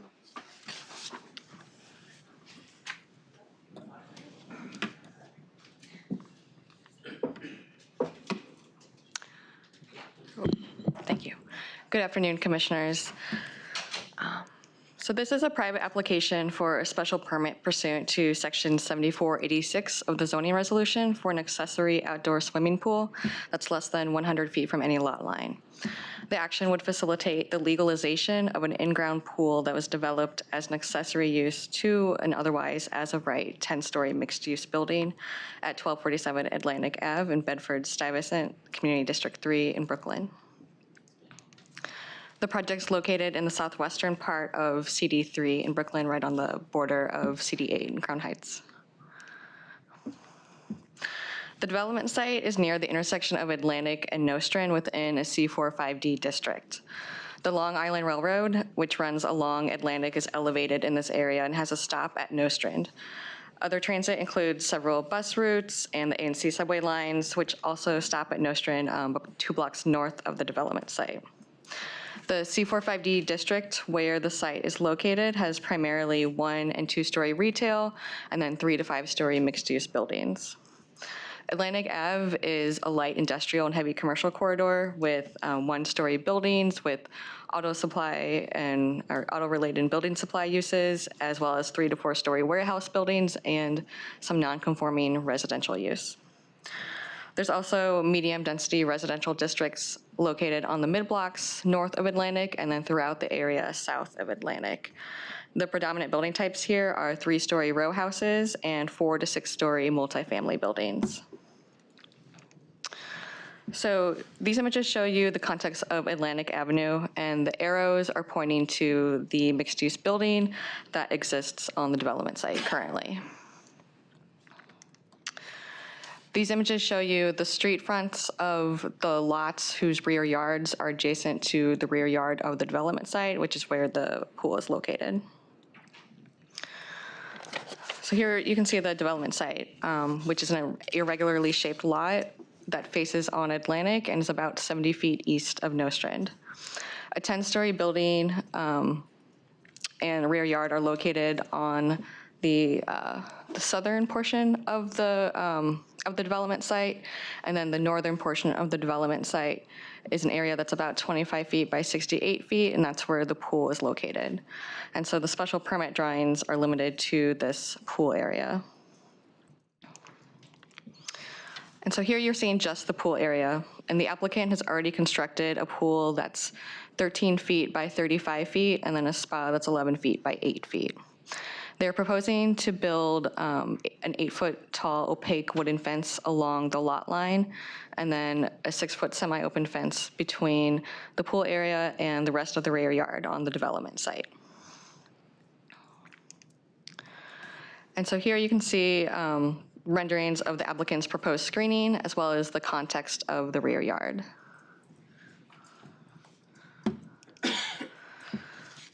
So in the zoning resolution for multifamily residential uses, an outdoor pool is an as-of-right accessory use only if it's at least 100 feet from the lot line. So if you have a pool that's located less than 100 feet from any lot line, you have to obtain a special permit pursuant to section 7486 of the zoning resolution, which allows for a pool that's at least 50 feet from a lot line. And then the finding for this is that the pool has to be located so that it does not impair the residential character of the neighborhood. But additionally, the commission may reduce or waive the special permit's minimum 50-foot distance if they find that there's a suitable buffer between adjacent lots and then other uses within the same lot. And you can find the applicant's responses to these in your briefing packages. So the pool that was constructed is 6 feet from the side lot lines, and then 1 foot 7 inches from the northernmost lot line. So to facilitate the legalization of the pool and spa, the applicant is requesting a CPC special permit pursuant to Section 7486 to allow an outdoor swimming pool that's less than 100 feet from any lot line and to waive or reduce the requirement that the pool must be at least 50 feet from any lot line. I will now take your questions. I have to start by admitting that until this project came before us, I did not know that we had a pool special permit in our zoning. Commissioner Edie. So was the creation of this pool approved by Department of Buildings when it was originally built? Yeah, so the applicant added the pool and the spa to their building plans that they filed with the DOB in December of 2017. And then in March of 18, DOB approved these amended plans. But then once they were doing an inspection in August of 2018, that's when they received an objection stating the need for this permit. Okay, thank you.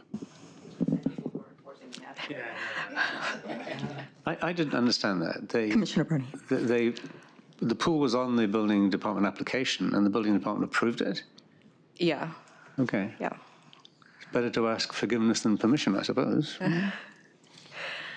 Well, I mean, it appears that a lot of people were not aware of this need, the need for this special permit.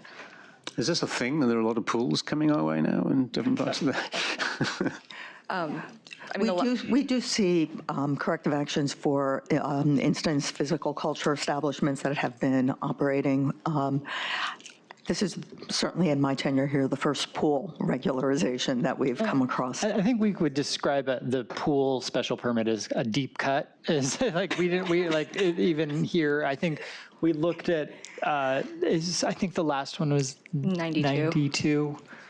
So it's not a common. We're not California. Yeah. Is the applicant represented by zoning council?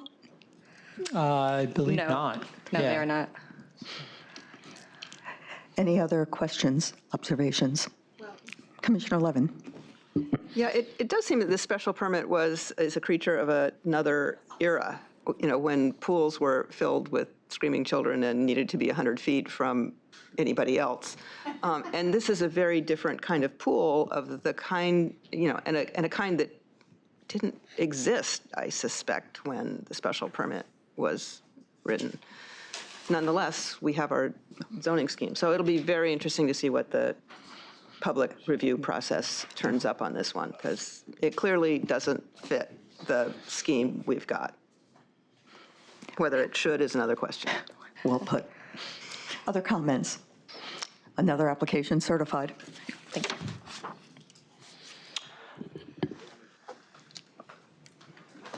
The 11th item on the agenda, page 280, is a certification of a UDAAP designation and disposition of city-owned land in Brooklyn Community District 16. Our presenter is Anthony Grande.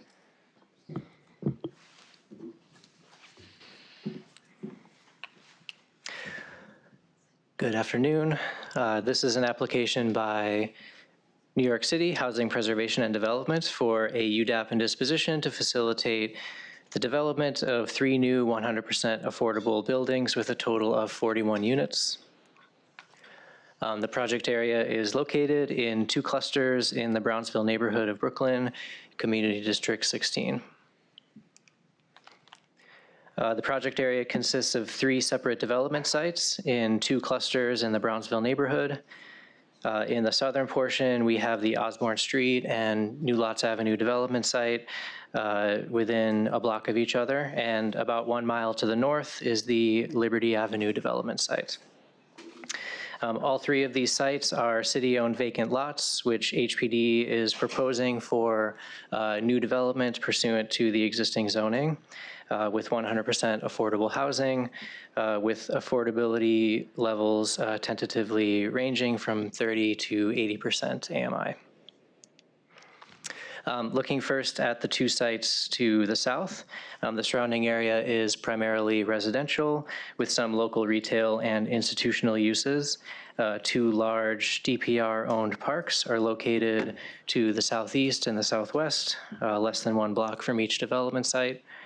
The area is transit-oriented. The New Lots Avenue station on the L train is 4 blocks east of the New Lots Avenue site. Both sites are within an existing R6 zoning district, which is a medium-density residential district. On narrow streets, quality housing developments have a maximum FAR of 2.2 and maximum height of 55 feet. On wide streets, quality housing developments have a maximum FAR of 3.0 and a maximum height of 75 feet.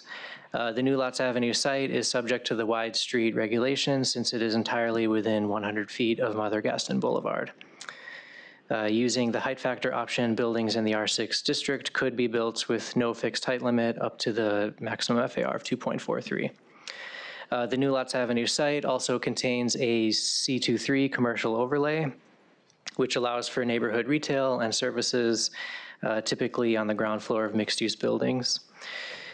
2 blocks directly southeast of the New Lots Avenue site were the subject of the Ebenezer Plaza rezoning, which mapped the R7A and R7D districts seen on the map here to facilitate over 500 units of affordable housing and ground floor commercial space. The surrounding area has a mixed built context. 2 and 3 story row house style buildings are common.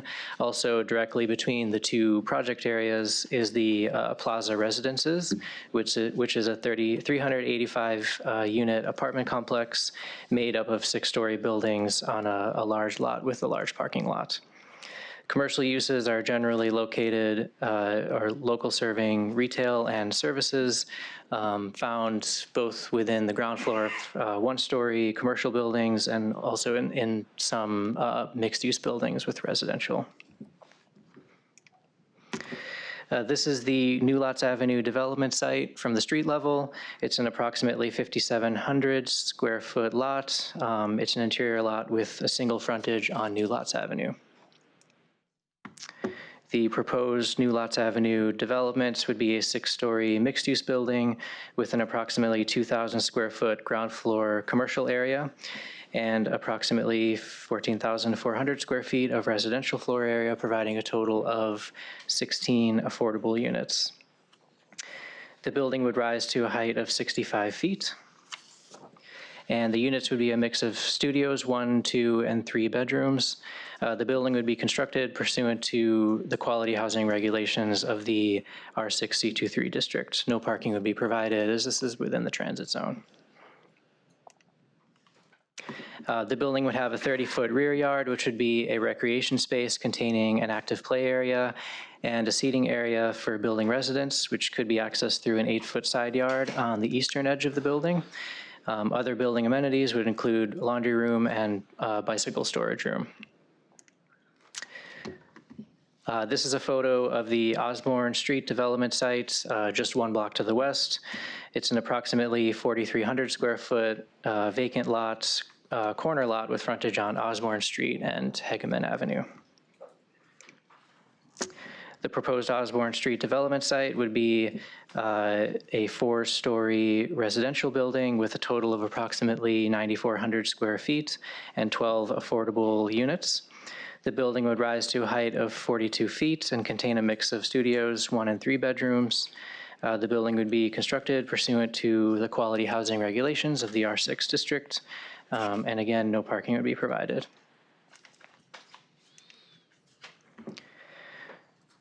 The building is designed to provide an approximately 32-foot side yard on the northern edge of the property, which would contain a recreation space with an active play area and a seating area for building residents. Other building amenities would include a laundry room, indoor play room, and enclosed bicycle storage room. Turning now to the Liberty Avenue site to the north. The site is outlined in white here on the map. The surrounding area contains a mix of uses. Residential uses are found generally south and west of the development site. The East New York Industrial Business Zone, or IBZ, is located across the street to the north. And generally to the east of the development site, coterminous with the M14 district seen on the map. Industrial uses in this area are found primarily within the IBZ. The development site is on a block that is zoned R6, which contains a school directly adjacent. There are several parks and community gardens in the surrounding area, and the area is transit-oriented. The development site is located about a 7-minute walk from the Atlantic Avenue Station on the L train and the Long Island Railroad East New York Station. Built context in the surrounding area is mixed. There are many 1- and 2-story industrial buildings and residential buildings ranging from 3 to 24 stories. In addition, there are 2- and 4-story school buildings directly adjacent to the development sites. This is a view of the Liberty Avenue site from the street level. It's an approximately 4,700 square foot corner lot with frontage on Liberty Avenue and Sacman Street. The proposed development would be a 4-story residential building with a total of approximately 10,200 square feet and 13 affordable units. The building would rise to a height of 42 feet. Units would be a mix of studios, 1-, 2-, and 3-bedroom units, and would be constructed pursuant to quality housing regulations of the R6 district. No parking would be provided, again, as we're still in the transit zone here. The building is designed to provide a side yard ranging from 24 to 40 feet on the southern edge of the property, which would contain a recreation space for building residents with an active play area and seating. Other building amenities would include a laundry room, indoor recreation room, and an outdoor terrace on the 4th floor, and enclosed bicycle storage. To facilitate the proposed development, HPD requests an urban development action area designation, project approval, and disposition of city-owned property. Thank you. Questions from the commission? Commissioner Deleuze. Hi, thanks for the presentation. When this comes back, it would just be great to have, I think, one summary slide with the unit mix for all 3 properties and the AMI levels. You said it was still being discussed, but it looks like it's probably going to be Ella. Well, whatever the affordability is and the source of financing, just have that on the one slide at the end. Okay. Thanks. Other questions? I would appreciate asking HPD when they come back to address open space that's not accessible from the building, but rather through a side yard. And looking at the site plans, I just worry about the absence of eyes on the open space. Commissioner Burney. Okay.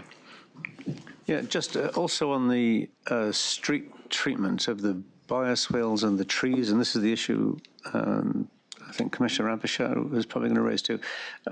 We'd have to go back through each one, but not to dwell on it now. But I think the sidewalks look pretty narrow, and sometimes at the building entrances, there's one that has a bioswale and one that has a tree, and it just seems like as a practical matter, it might need to be thought about a bit more closely. I think HPD and the architects can address that question. Thank you. Commissioner Rampershaw. Okay. Other questions? Application is certified.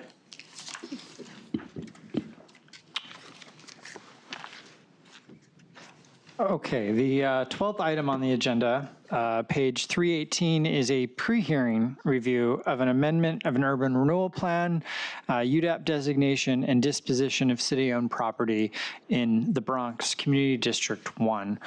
Our presenter is James Rather.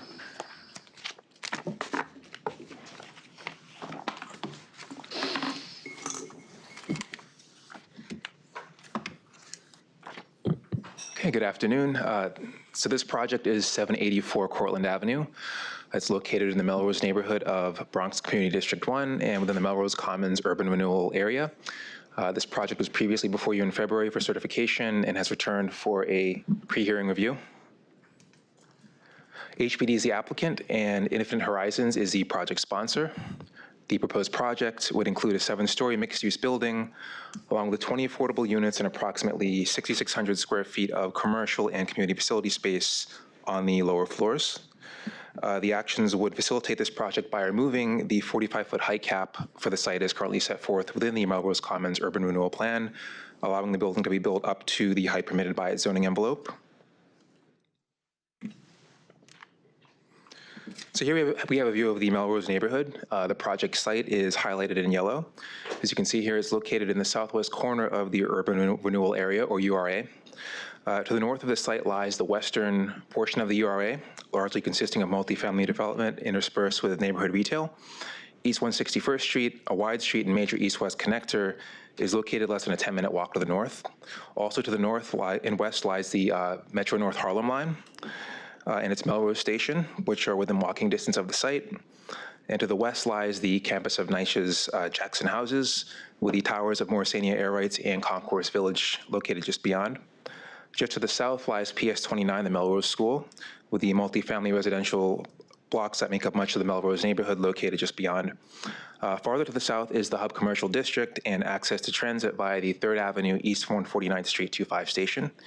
And then to the east lies a collection of largely residential blocks within the URA, all the way over to 3rd Avenue and St. Anne's Avenue. So here we have just a view of the Melrose Commons URA, and you can see some of the key sites that have been developed here over the course of time since its original adoption up to the present.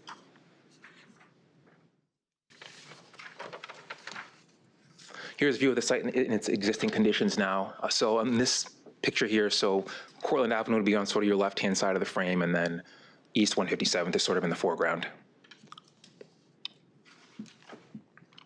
Land uses and zoning depicted here in the vicinity of the site. As you can see here, the area surrounding the site is predominantly multifamily residential. Open space resources visible here include Melrose Playground to the south on Courtlandt Avenue, Flynn Playground at East 157th and 3rd Avenue, and several community garden sites, one of which is located on the subject block along East 158th Street. Several of them come up as just gray on this map, of course, because they're vacant sites. The project site is located within the R72 district, and C14 commercial overlays are located on some of the block frontages along Courtlandt Avenue and Melrose Avenue. The subject block includes a C14 as well. So here are two illustrative renderings of the proposed building. This would be a mixed-use building rising to a height of 7 stories and 75 feet. The building fully complies with the existing R72 zoning, which allows up to 85 feet in height. The proposed program would include 20 affordable units on floors 2 through 7, with the first floor entry located along Courtlandt Avenue. The proposed bedroom mix is 5 one-bedroom units, 10 two-bedroom units, and 5 three-bedroom units. HPD's neighborhood construction program would be a main component of the project's financing. The proposed AMI mix would include units between 30 and 80% of AMI. I should note that the local AMI is $24,467. The building would include a green roof and solar panels, along with 13 bike parking spaces and self-storage units for tenants. Other amenities would include a 3rd floor recreational terrace, a 2nd floor washer and dryer room, and individual unit climate controls. Community facility uses totaling 4,845 square feet would be located within the cellar, 1st and 2nd floors. These spaces would have entries on East 157th Street and Courtlandt Avenue. And commercial uses totaling 1,800 square feet would be located on the ground floor with entry on Courtlandt Avenue. So here we have a summary of the Community Board and Board President recommendations. The Community Board 1 met in March to approve the project with conditions. I can kind of summarize what some of those are. They had some concerns about the ground floor commercial tenant. They wanted something offered a little different than what's there now, just to kind of change it up a bit and enliven the corridor. They had some concerns over the community facility use, specific uses that they were concerned about potential impacts from in the area. They wanted to see just appropriate security, lighting, cameras, that sort of thing. And then that also that the applicant provide the board with quarterly updates on the project's construction status and lease up. The Bronx Borough President's Office met and approved the projects without conditions. So I wanted to also address one concern that came up from the commission when it was last year, and it was in regard to the breakdown of the project team and the development team, and specifically MBD Housing's relationship to that. So I have the specific breakdown of how that works here.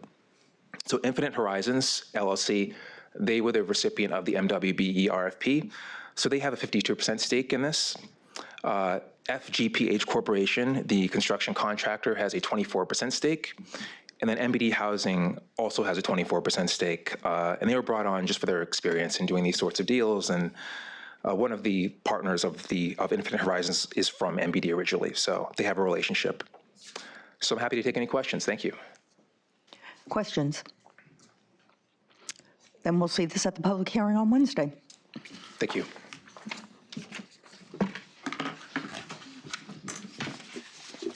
Actually, just one thing, going back to that. I mean, regarding the retail, I mean, what do they mean by not having similar retail? And is this a situation where you might limit the width of the retail frontages so you don't get one huge pharmacy or something? Is that So their concerns were much more programmatic. So there were things like, for example, they didn't want to see a salon or like a barber shop or something that's duplicative of a lot of what you have on Courtlandt Avenue. They said be creative, basically. That was their point. Yeah, can't do much about that.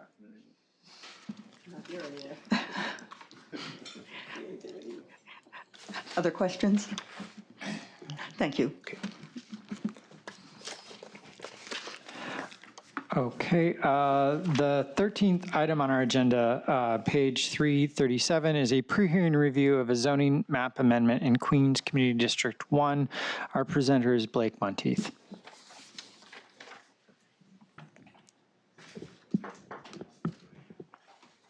Good afternoon, Commissioners.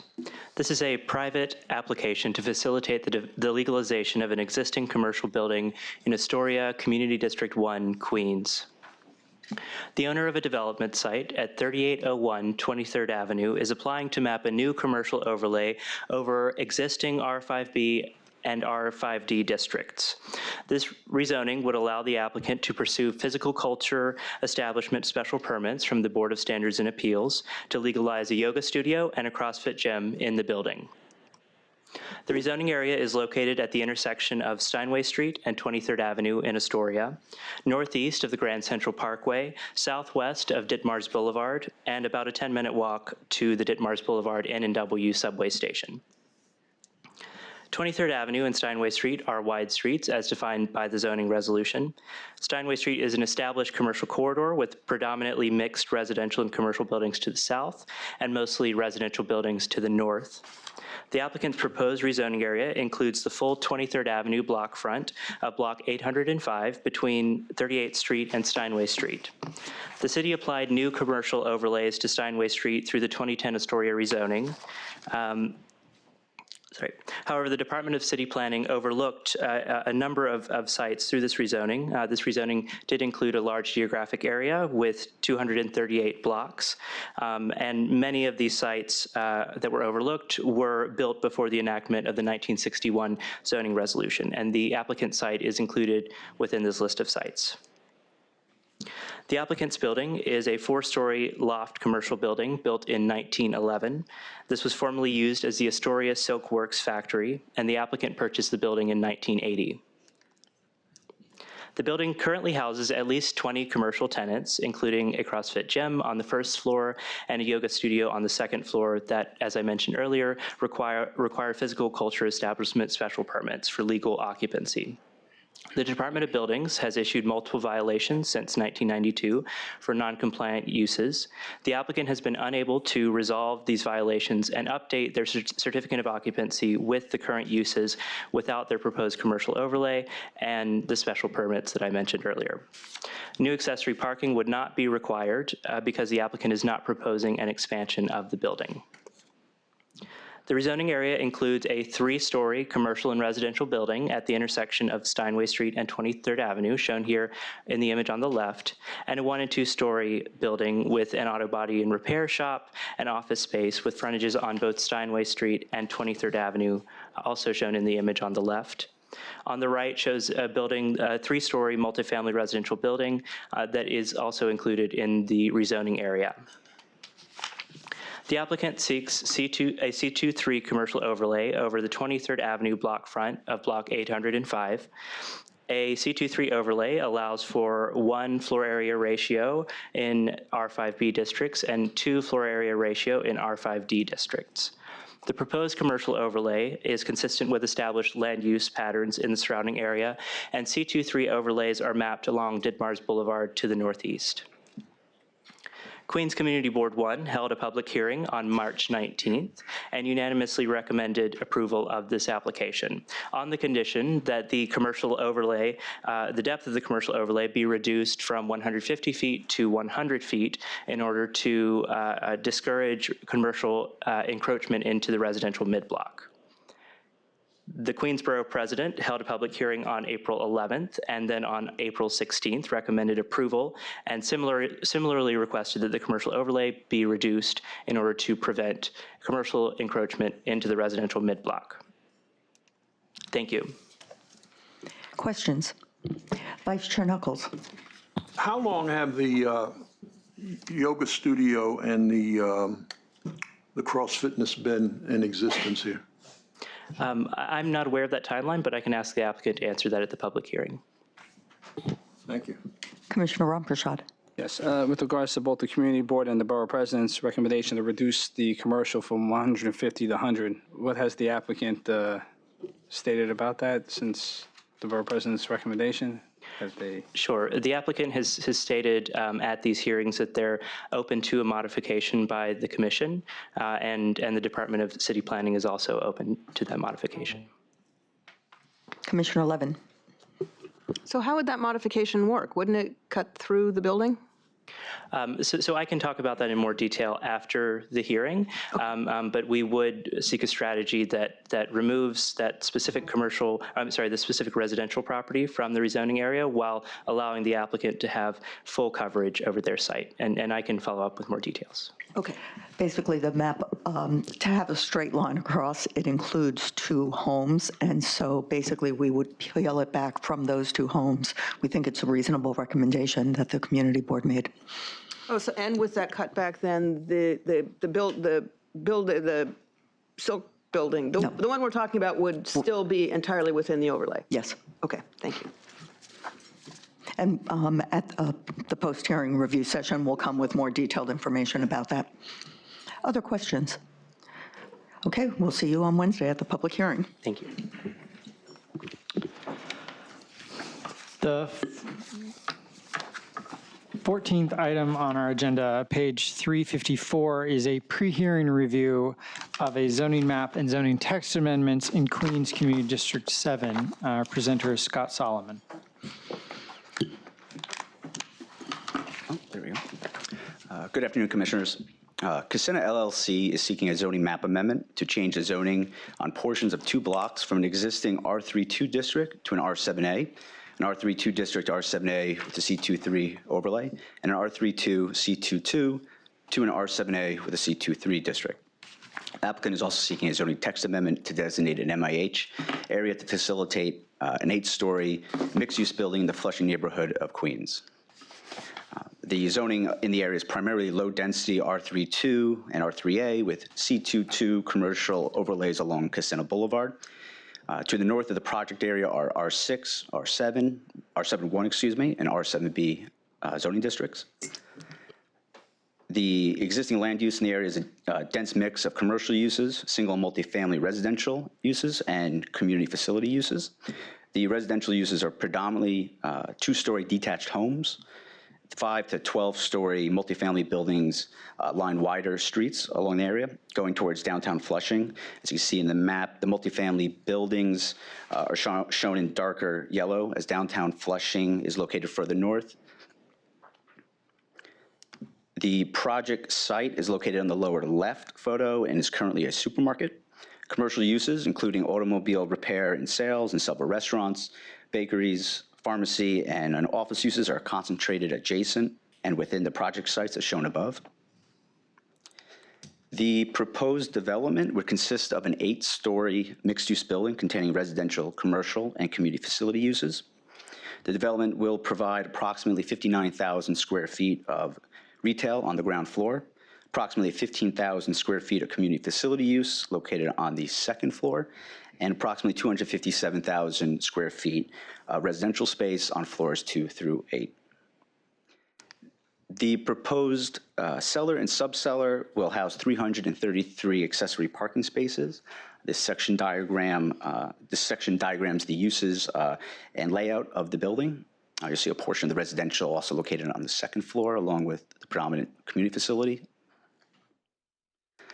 As certified, a zoning map amendment was requested to change the existing R32 district zoning to an R7A, an R32 to an R7A C23, and an R32, again, C22 to R7A C23. That portion is just to the little long rectangular portion that is not currently zoned C22. The applicant believed the proposed R7A contextual zoning is consistent with the surrounding uses and built form in the area, in the immediate area. A portion of the rezoning of the R32 to R7A is located on block 5200 that already contains a 5-story, 70-unit affordable senior housing building and a 7-story, 92-unit co-op building. The rezoning request would bring these buildings into compliance. After being certified on January 7th of this year, the community board voted 34-0 against 34 against the project and denied this application. In your package, you will find the detailed letter from the community board that documents the process the applicant team and the community board went throughout the 60-day review period. At the request of the community board, the applicant team presented a lower density proposal with a slightly smaller project area. On April 11th, the borough president recommended disapproval with conditions, including that the applicant continue to work with the community board, local civics, local electeds to modify, improve the plans to minimize any negative impacts in the area, continue to work with DOT and discuss any plans to mitigate traffic. Applicants should create prevailing wage jobs during construction and operation of the building. The revised proposal in terms of setbacks from the side and rear property lines should be codified into a restrictive declaration. The applicant should continue to have a dialogue about the community facility use, proposed facility use, and should continue to redesign the building that would reflect the built character of the surrounding neighborhood. Thank you. Questions? Commissioner Rumpershad. Yeah, I read this letter from the community board, which is very... Could you turn on your mic? I read this letter from the community board, which is very detailed. Yes, in very chronological order, and also the BP's recommendations, which line up with the community board. My question is, with regards to DOT, they've had conversations. Has DOT come back to them with any recommendations in writing? I do believe there's been some preliminary discussions, but I think the applicant would be more prepared in describing those, characterizing those conversations on Wednesday. Okay. I'll just hold the rest of my questions for Wednesday then. No problem. Thank you. Commissioner Levin. And the community board's letter indicates that the applicant presented to them a revised proposal that would be at an R6A. Will they be presenting that proposal to us at the hearing? They'll be prepared to describe it, but they'll also be describing primarily the certified proposal. So that's still what they would prefer to be doing? I think that's the preference. Okay. Thank you. But I would request that they be prepared to tell us about the R6A, the alternate plan that they presented to the community board. Sure. Thank you. And if possible, I've realized it's just 2 days away, but with drawings, not just with words. Yep. Other questions? We'll see this on Wednesday at the public hearing. Thank you. Okay. For future votes, staff have prepared reports for your consideration on May 8th for the JFK North site, the Court Square Block 3, and the Manhattanville Factory District Walkway. We received your comments and our drafting language to address some of your concerns. Thank you. So for the benefit of my colleagues, it occurred to me in the draft report that we made no mention of the hours of opening for the public space, and we received testimony from the community board and the borough president, and actually an acknowledgement from the applicant that there would be our appropriate hours figured out. It is important that this open space be open to the public as long as it's consistent with safety. And I asked that staff include a sentence to that report, to that effect in the report. Yes. Also scheduled for decision on May 8th, 3 Helena Road in Staten Island Community District 2, 470 and 472 Wilson Avenue in Staten Island Community District 3, and 166 Benedict Road in Staten Island Community District 2. For post-hearing follow-up, I will say that staff are working with the applicant on a comprehensive response for 515 West 18th Street, and so they'll be ready for a full discussion at the next review session. Is there any further questions that we can address next round? Yes. I was just enthusiastic when Jesse Mazur indicated that they were open to finding a new model for bike parking. So I hope that the follow-up indeed includes a new model. We're following up on all of the recommendations, the borough president's recommendations, the recommendations about bike parking. And 76th Drive and Austin Street rezoning. Is there any further follow-up on that? Okay. I believe that unless there's any other business, that this concludes the review session for Monday, May 6, 2019. The time is 4:35. Thank you.